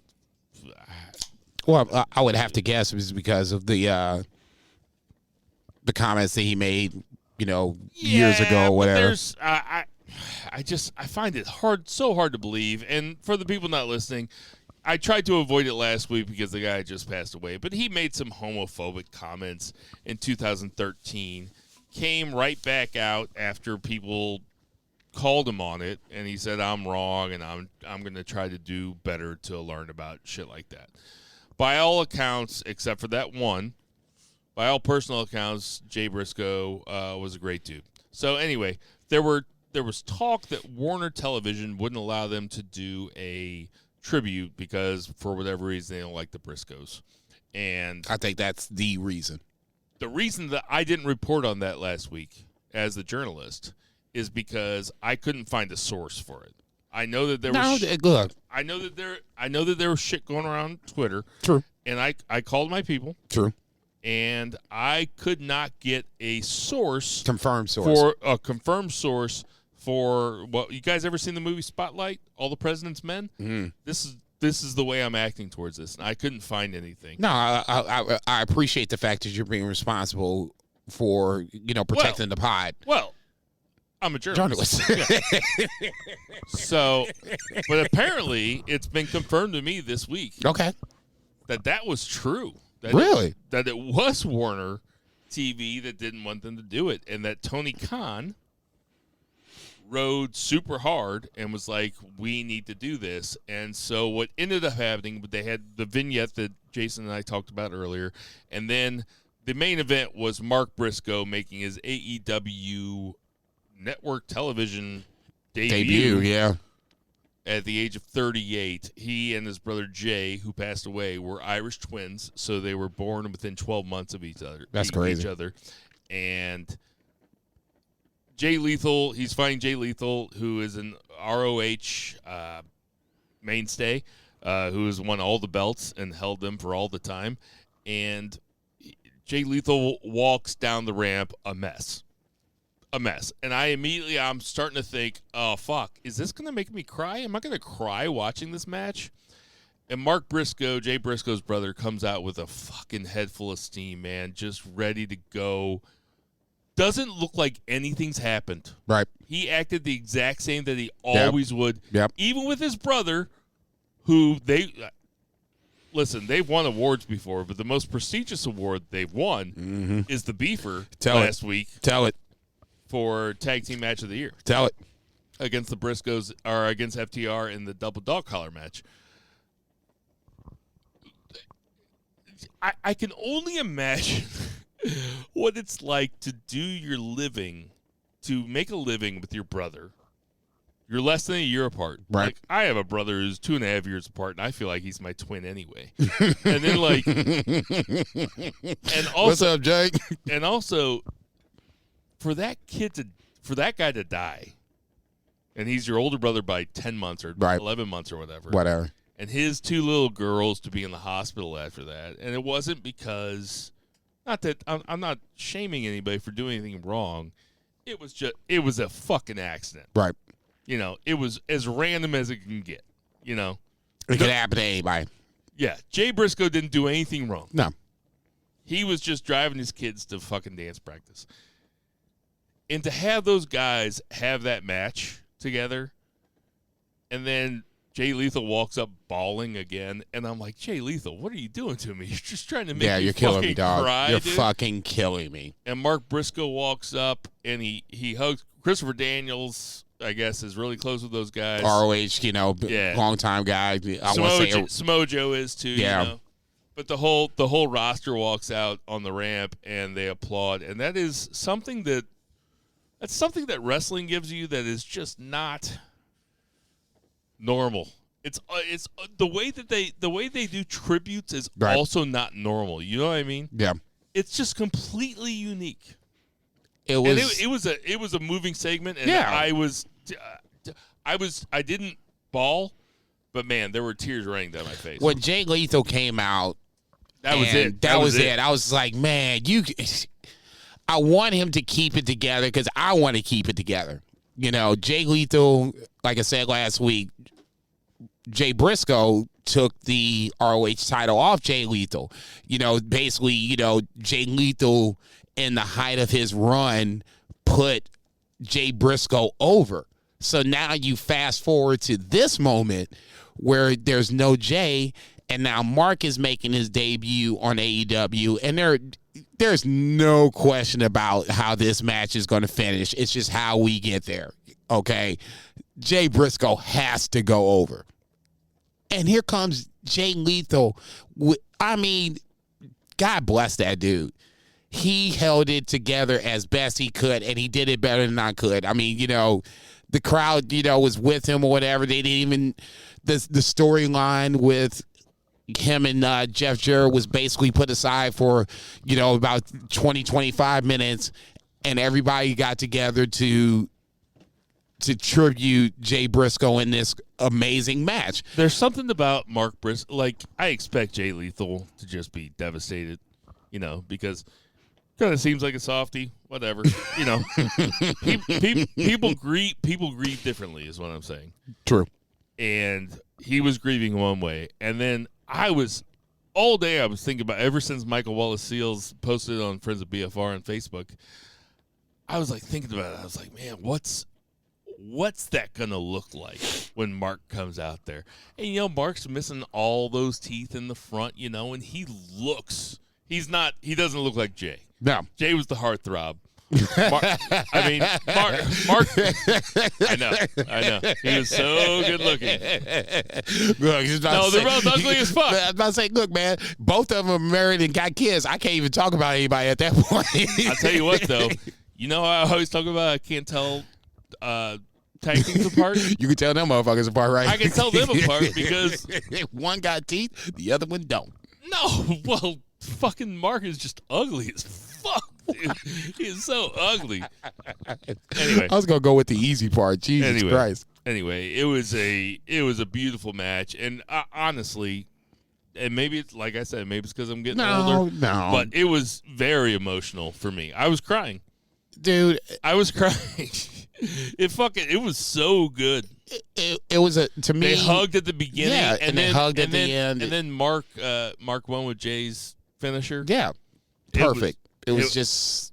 I wish the whole 2 hours. When you hear that more reach like, for the sky, boy, I gotta at the beginning. I got to get a shirt.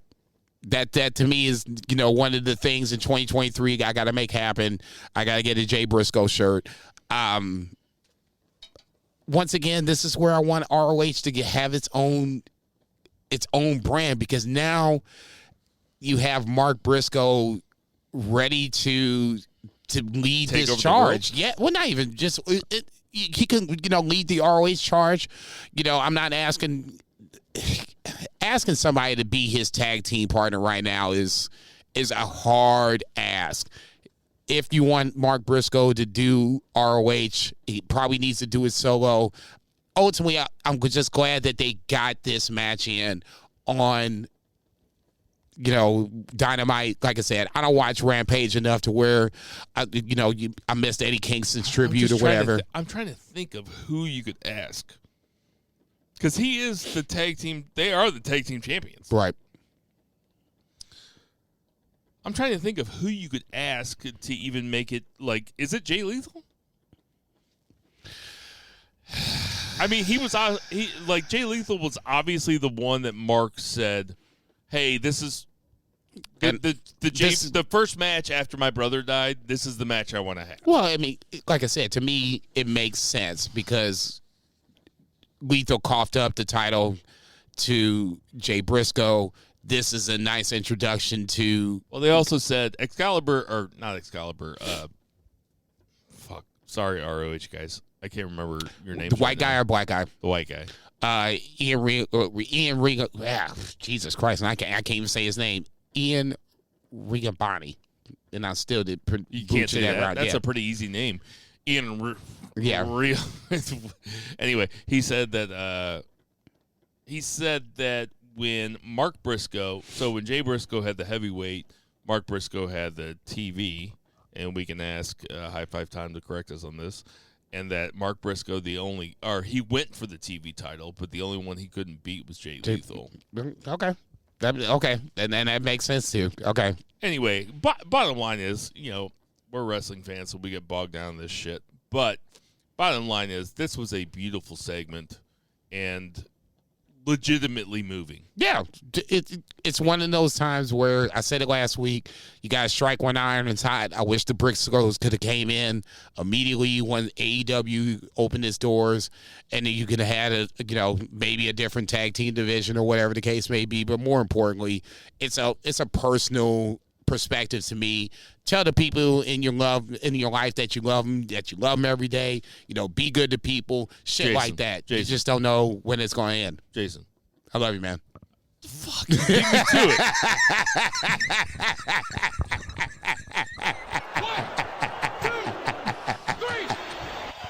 You silly as hell. All right, so the 3 count. Jason, just tell us what happened on New Japan real fast. I didn't watch it, and then hey, if you can fast forward a couple minutes, and then we'll have the Royal Rumble prediction. Yeah, I speak quickly. Things that you need to look forward to. Shingo and Great O'Khan had a KOPW match, MMA rules. If you like MMA, this is something you might want to check out. If you like either guy, this is something you might want to check out. I think that it was a good scenario where Shingo looked strong going into the Okada match, neither here nor there. From that point, other matches that are starting to come up, Jay White versus Hikuleu, loser leaves town. Akira and TJP Catch-22 versus Kanemaru and Doki. If you're a Doki fan, this is a good time for Doki to get a little run. Will Ospreay versus Taichi's coming up here in a little bit. Obviously, we have Okada versus Shingo. Am I missing anything? Bishamon versus TMNK, which would be Shane Haste and Mikey Nichols. They brought a couple beefers with them. I think that's pretty much it. No U.S. title. Neverweight title. Tama Tonga versus ELP. If Tama Tonga loses, I think that might be a chance for him to go over to WWE. I think that's it. I think I covered it. That was our 3 count. I told you that should have been the odds and ends. The 3 count should be the predictions, if you will. Don't talk over it. I'm sorry. Hold on a second. Hey, we'll rewind. Hey, let's edit this part. This is banned from Ringside. All right. So we got some Royal Rumble predictions. Oh, damn. I want to say this right now. I took the shot without you because I figured it would flow better for the television show. Because people are watching us do this. So, I got to say, this is the most boring Royal Rumble in terms of how many winners there can be. For the men's. For the men's, there's only... For the women's, too. Well, yeah, for the women's, too. But for the men's, there's only 3. For the women's, there's only 3. And I had to struggle to get the third one. I don't even have a third one for the women's. All right, so we're going to do our predictions. I'm going to throw Zach's out last each time. Okay. I already have my picks for most of the stuff. Hold on.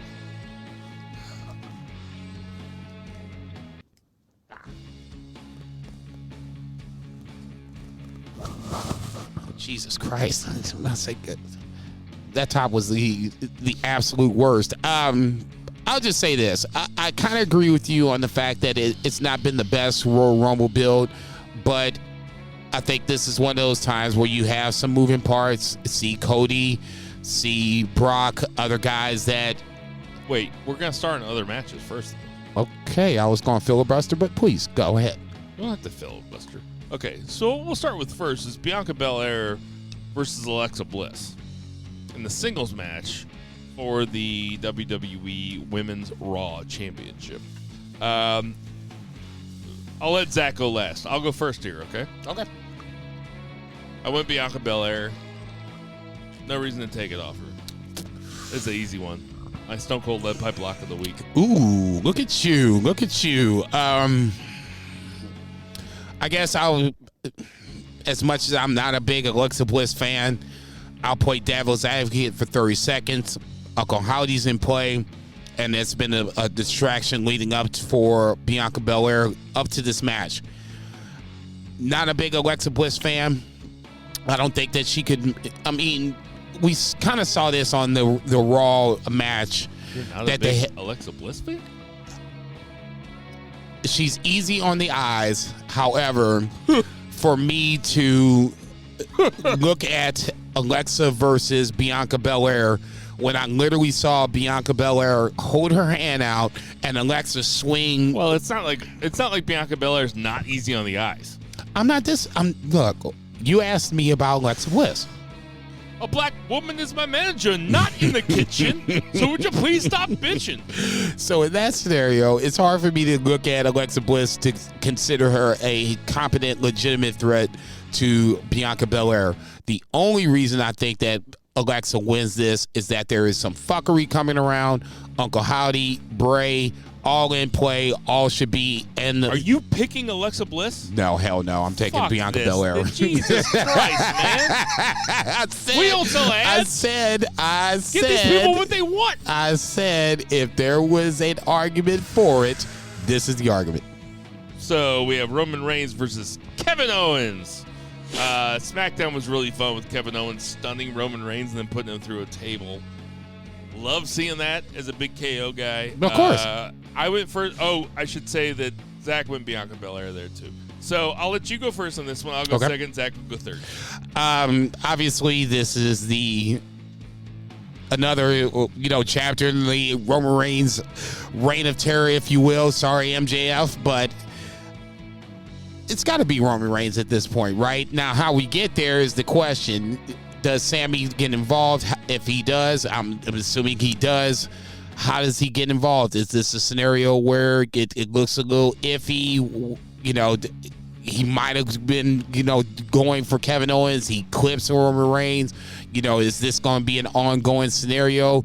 Ultimately, we kind of all think that Sammy and KO are going to take the titles off of the Usos. It kind of makes storyline sense as we slowly but surely creep there.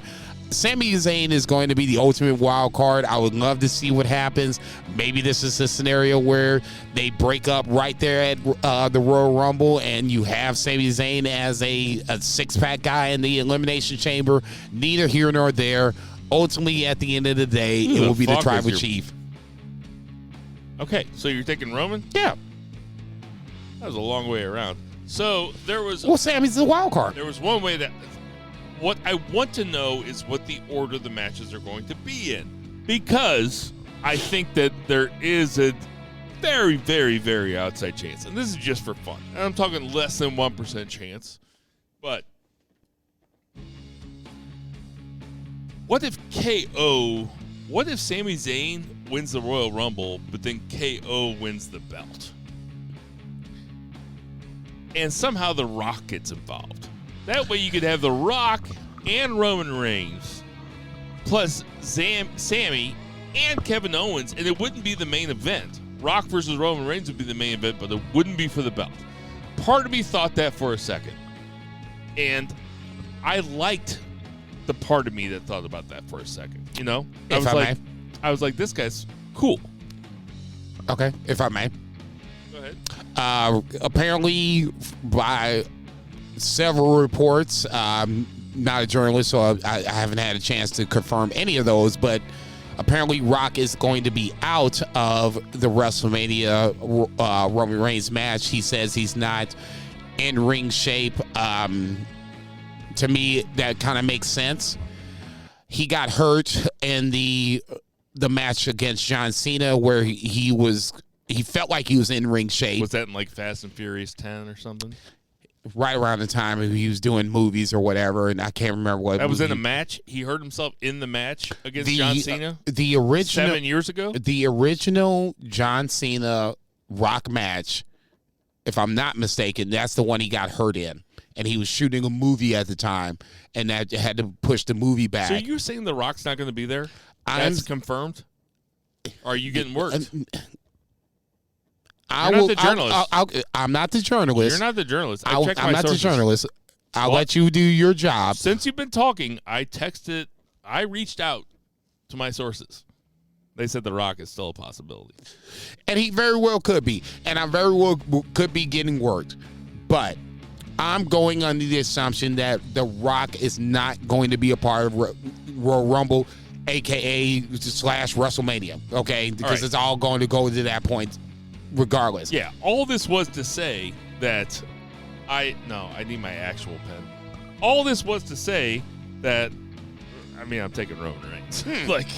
I'm not taking anybody else besides Roman Reigns. No, all I ask is, the last time we saw these two guys was in a match where the handcuffs couldn't get clicked off in time for the 20 count. Last man standing. Oh man, I forgot about that. Anyway, I'm taking Roman Reigns. There's no reason to belabor the point. Bray Wyatt versus LA Knight in a Mountain Dew Pitch Black match. Jason's favorite soda. I don't know if I'm going to go with my favorite soda, but it's been my favorite soda for a period of time in my life. If it's not Bray Wyatt, then who is it? Goddamn. Kudos to LA Knight. I was saying it to Jinder Mahal on Monday night. I think the segment came up. And I was like, I have to give LA Knight all kinds of credit. He at least is invested in this part. He can talk, okay? The LA Knight, if you haven't seen the LA Knight segment by himself, and it's a commercial for Mountain Dew Pitch Black, and he's hyping up the Pitch Black match. It doesn't have, Bray Wyatt in it, anything. It's just him talking. And I was like, well, goddamn. I don't even know what the fuck this match is. But LA Knight kind of has me convinced that this might be good. like I said last week, if this is a match that goes under the same, I guess, pattern where it was the Firefly Funhouse match with John Cena, or the match against Randy Orton when you had the maggots on the ground or whatever, it's going to be a big ass flop. Somehow, some way, it has to incorporate the vision that Bray Wyatt has, but a little wrestling as well. It has to be somewhere in the I would gray. like to see Bray Wyatt wrestle a little bit. I feel like I've been saying this for 6 weeks. We all do. Wouldn't mind seeing him wrestle. This might be a part wrestling, but I think that somehow, some way, the Uncle Howdy angle comes in, and that's how you get the fuckery in. I'm picking Bray. It just, I have, it's not my shower match, but. Ooh, what is the shower match here? I don't know. I don't think there's a shower match. I'll be coming home from work after on Saturday night, so I'll be ready to watch this shit. So I'm supposed to go to Joey's house, but I have so many people in town because of my uncle. And like, I just don't know if it's gonna work. So I might be watching over here with Vice. Hopefully, if you're listening, Vice, either we're watching over here or we're driving out to Joey's house. Unless you want to go to Joey's house by yourself, which I would understand. So totally. Let's get to the Royal Rumbles. Okay. Damn, that's it. It's the 3 single matches in the. Okay, fuck it. I'm sure there'll probably be another one, but let's talk about the Women's Royal Rumble. I want you to give you. By the way, we're all the same on everything here. Everybody's got Bray, everybody's got Roman, everybody's got Bianca. So, here... all safe bets. Zach and I are a little different. I've already written down my picks. I'll go first. So go ahead and go first. We're going... Women's Royal Rumble. Least to most? Yes, least to most. And it's 5 points, 10 points, or 15 points. Okay, so least to most, I'm going as...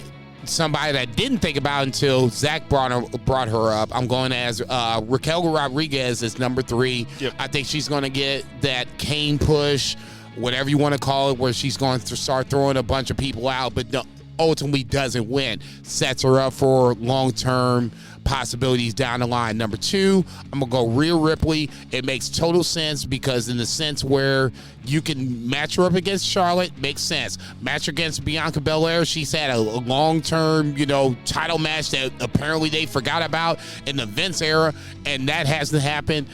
You can do that as well. Number 1, there's always has to be somebody that makes records and breaks. Wait, who's your number 2?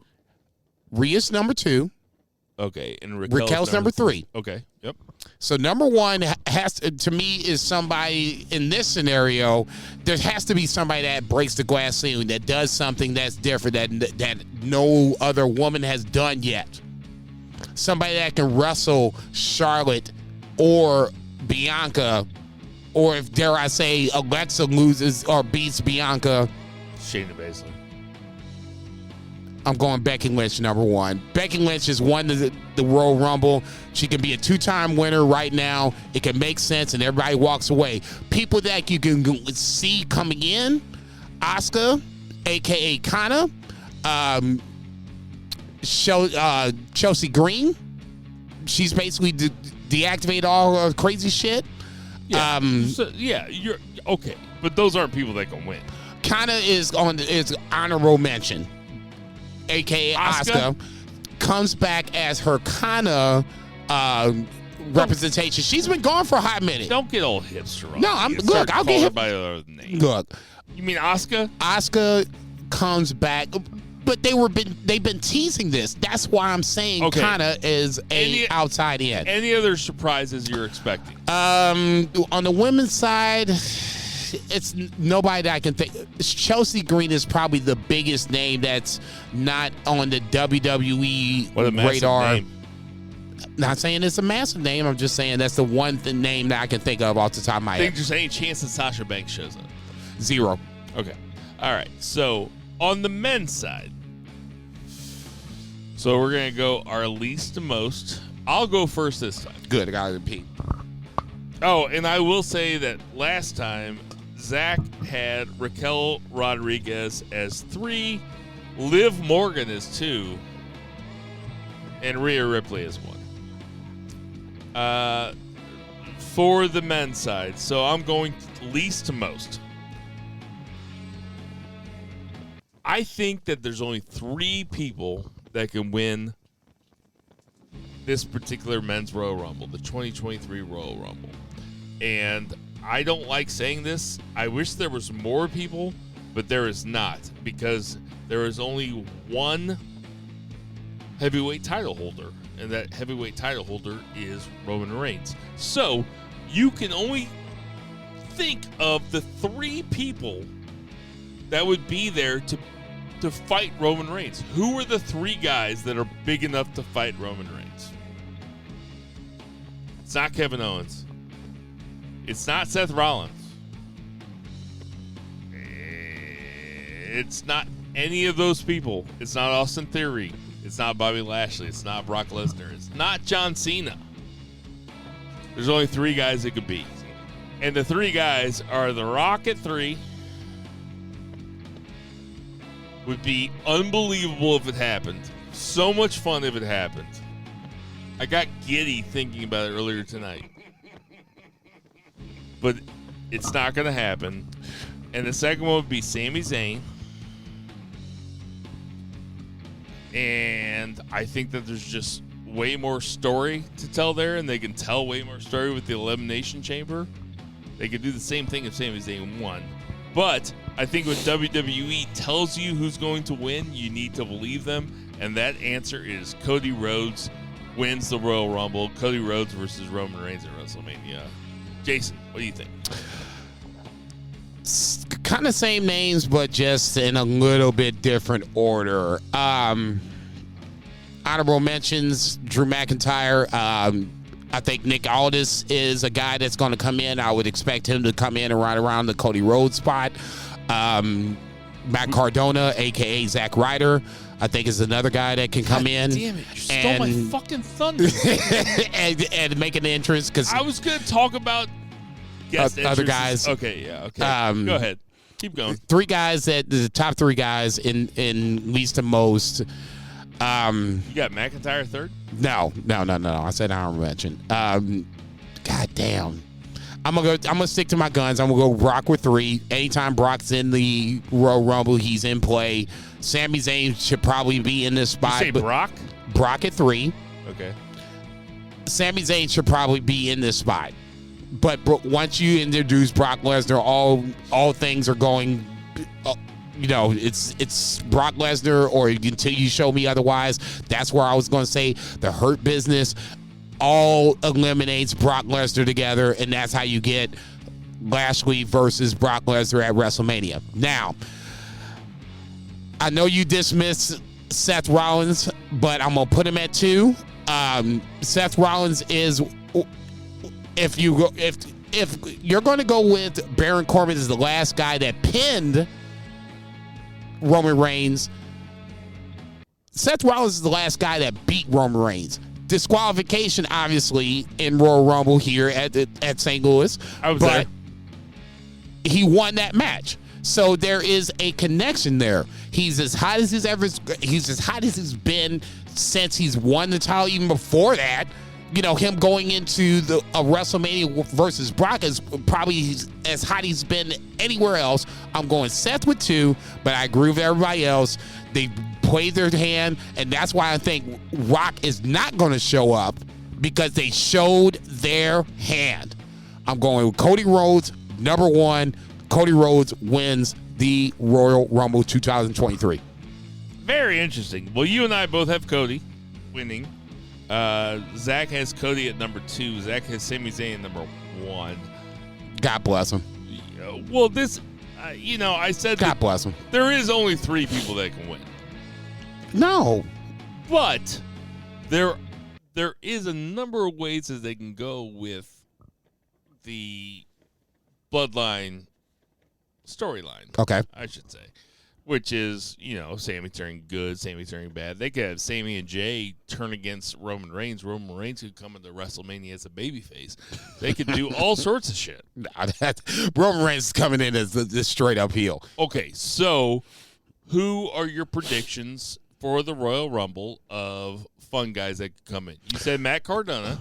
Nick Aldis, I think, it's not the slam dunk. I think Cardona is the slam dunk, but Nick Aldis has not been anywhere around since he's been released from NWA. You're saying Jay White is a 0% chance. I won't say zero because you never say never in professional wrestling, but if I'm not mistaken, this is not a Carl Anderson scenario where Carl Anderson was freelance to go from point A to point B. A lot of times they have number 30 designated. This year they don't. They have no numbers designated. Because sometimes they have number 1 designated too. Who do you think is going to be number 1? Dolph Ziggler. That's a good guess. Somebody that can go for 20, 25, 30 minutes. What I'm rooting for is something like a tag team that comes in 1-2, like Montez Ford, Angelo Dawkins. Okay. And now, if you wanted to go that route. That would be fun. And have Montez Ford last the last 4. Like, dude, that's over an hour. If he gets to that point, that's over an hour. I think Montez Ford has the cardio. We don't know. We don't know. If you can just lay outside for a while. Okay, if you guys, he's eating up. I was about to say you have a whole fucking mixer over there. I said it last week where I was like, let me hit it. He's eating up. He's eating up. I was about to say, God forbid. He's eating up. He's eating up. He's eating up. All right. He's eating up. He's eating up. He's eating up. Here's my point with Montez Ford, and I said it last week. If there's a guy that's the underrated guy, this is the guy that is my underrated guy for WWE. If you want to make him underrated, this is a golden opportunity to do so. Well, no doubt. But the thing is, it took him 13 years to figure that shit out with Kofi Kingston, though.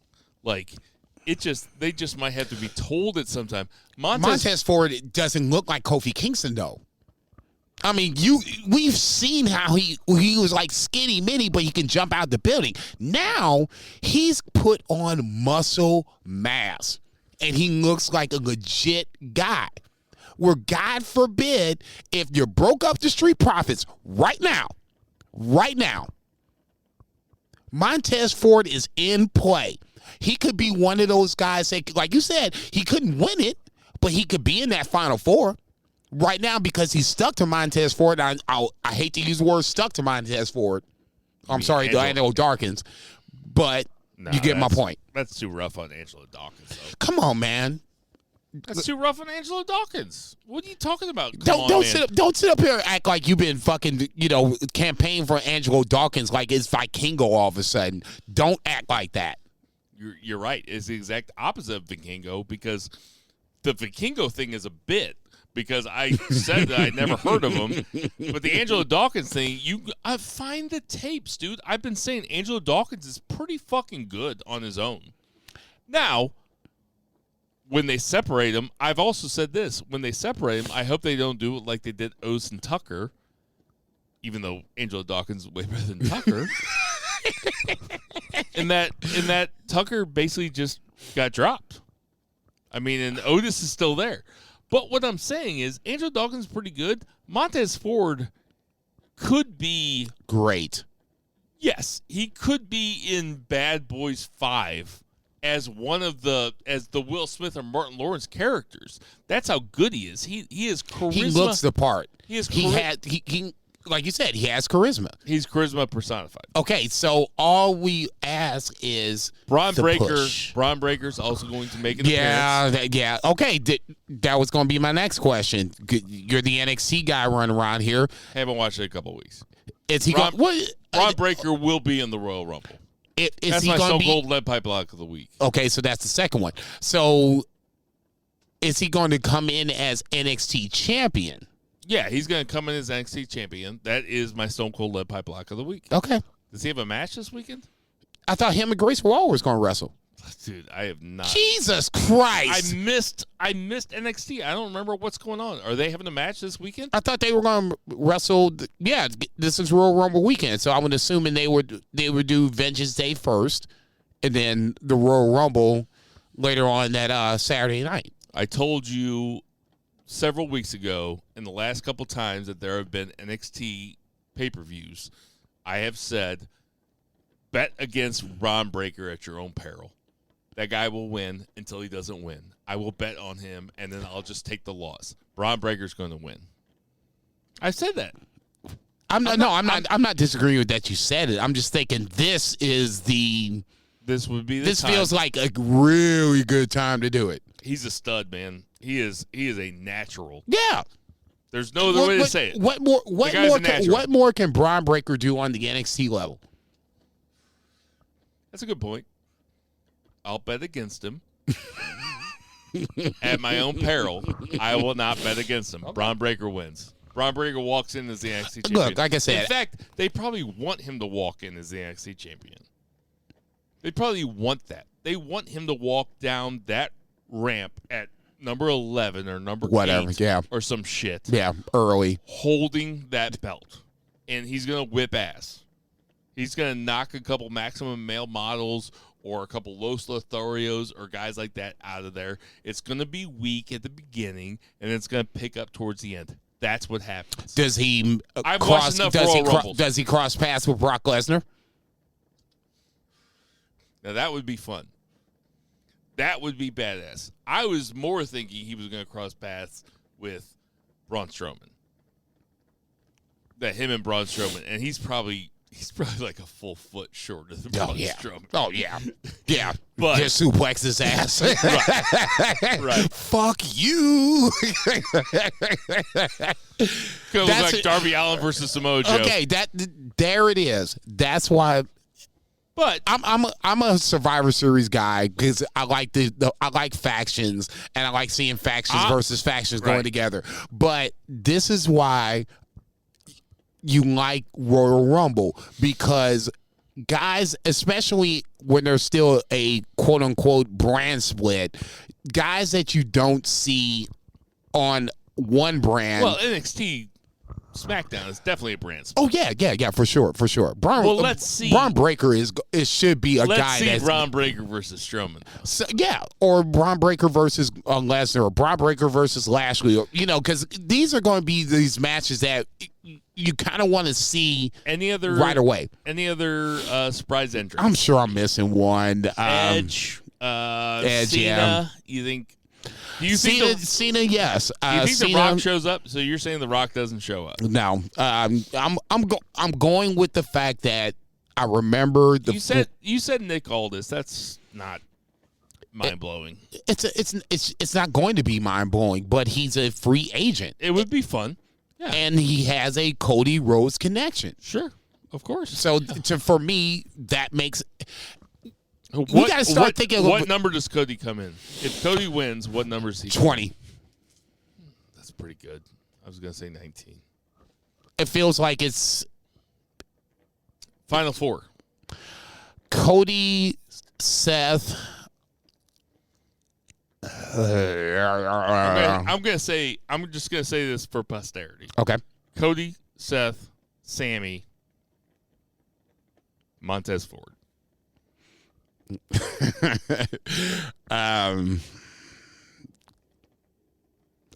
I'll throw Sammy in there as a third, and because you're right, The Rock's not showing up. I mean, it's just who has all connections to the other. It's not gonna be Dolph Ziggler. I can't think of a fourth. Somebody big. Big guy. Braun Strowman. Okay, there you go. I'll throw Braun Strowman in. Braun Strowman, Seth, Cody, and Sammy. This is banned from Ringside. Hey, everybody. We got some birthdays this week. We got Road Warrior Hawk. R.I.P. I already had this conversation. 66. Evil is 36. Mercedes Moné. is 31. 31. Oh, Jesus. I just saw it the other day. Oh, yeah, I bet you did. I bet you did. Sheamus is 45. Sonata is 1 year, exactly 1 year and 2 days younger than Evil. Sonata is 35. Hardcore Bob Holly, 60. Seems like a total dick.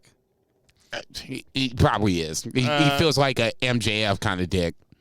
Giant Gonzalez is 3 years younger than Bob Holly. He's 57. Best known for being the worst of the Undertaker's shriek, WrestleMania matches, Oof. but it's not his fault. Wait a minute. Guy was trying his best. Man, that motherfucker could barely move. Are you kidding me? It wasn't his fault. How's it not his fault? It's Vince's fault. It's No, Vince's fault. it's Vince's fault. It's Vince's fault. He was a fucking. It's Vince's fault. He Fair was enough. hurting. Fair enough. He was 27 at the time.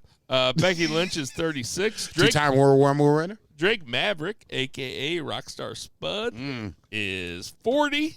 Happy birthday, you little bastard. I remember we got worked.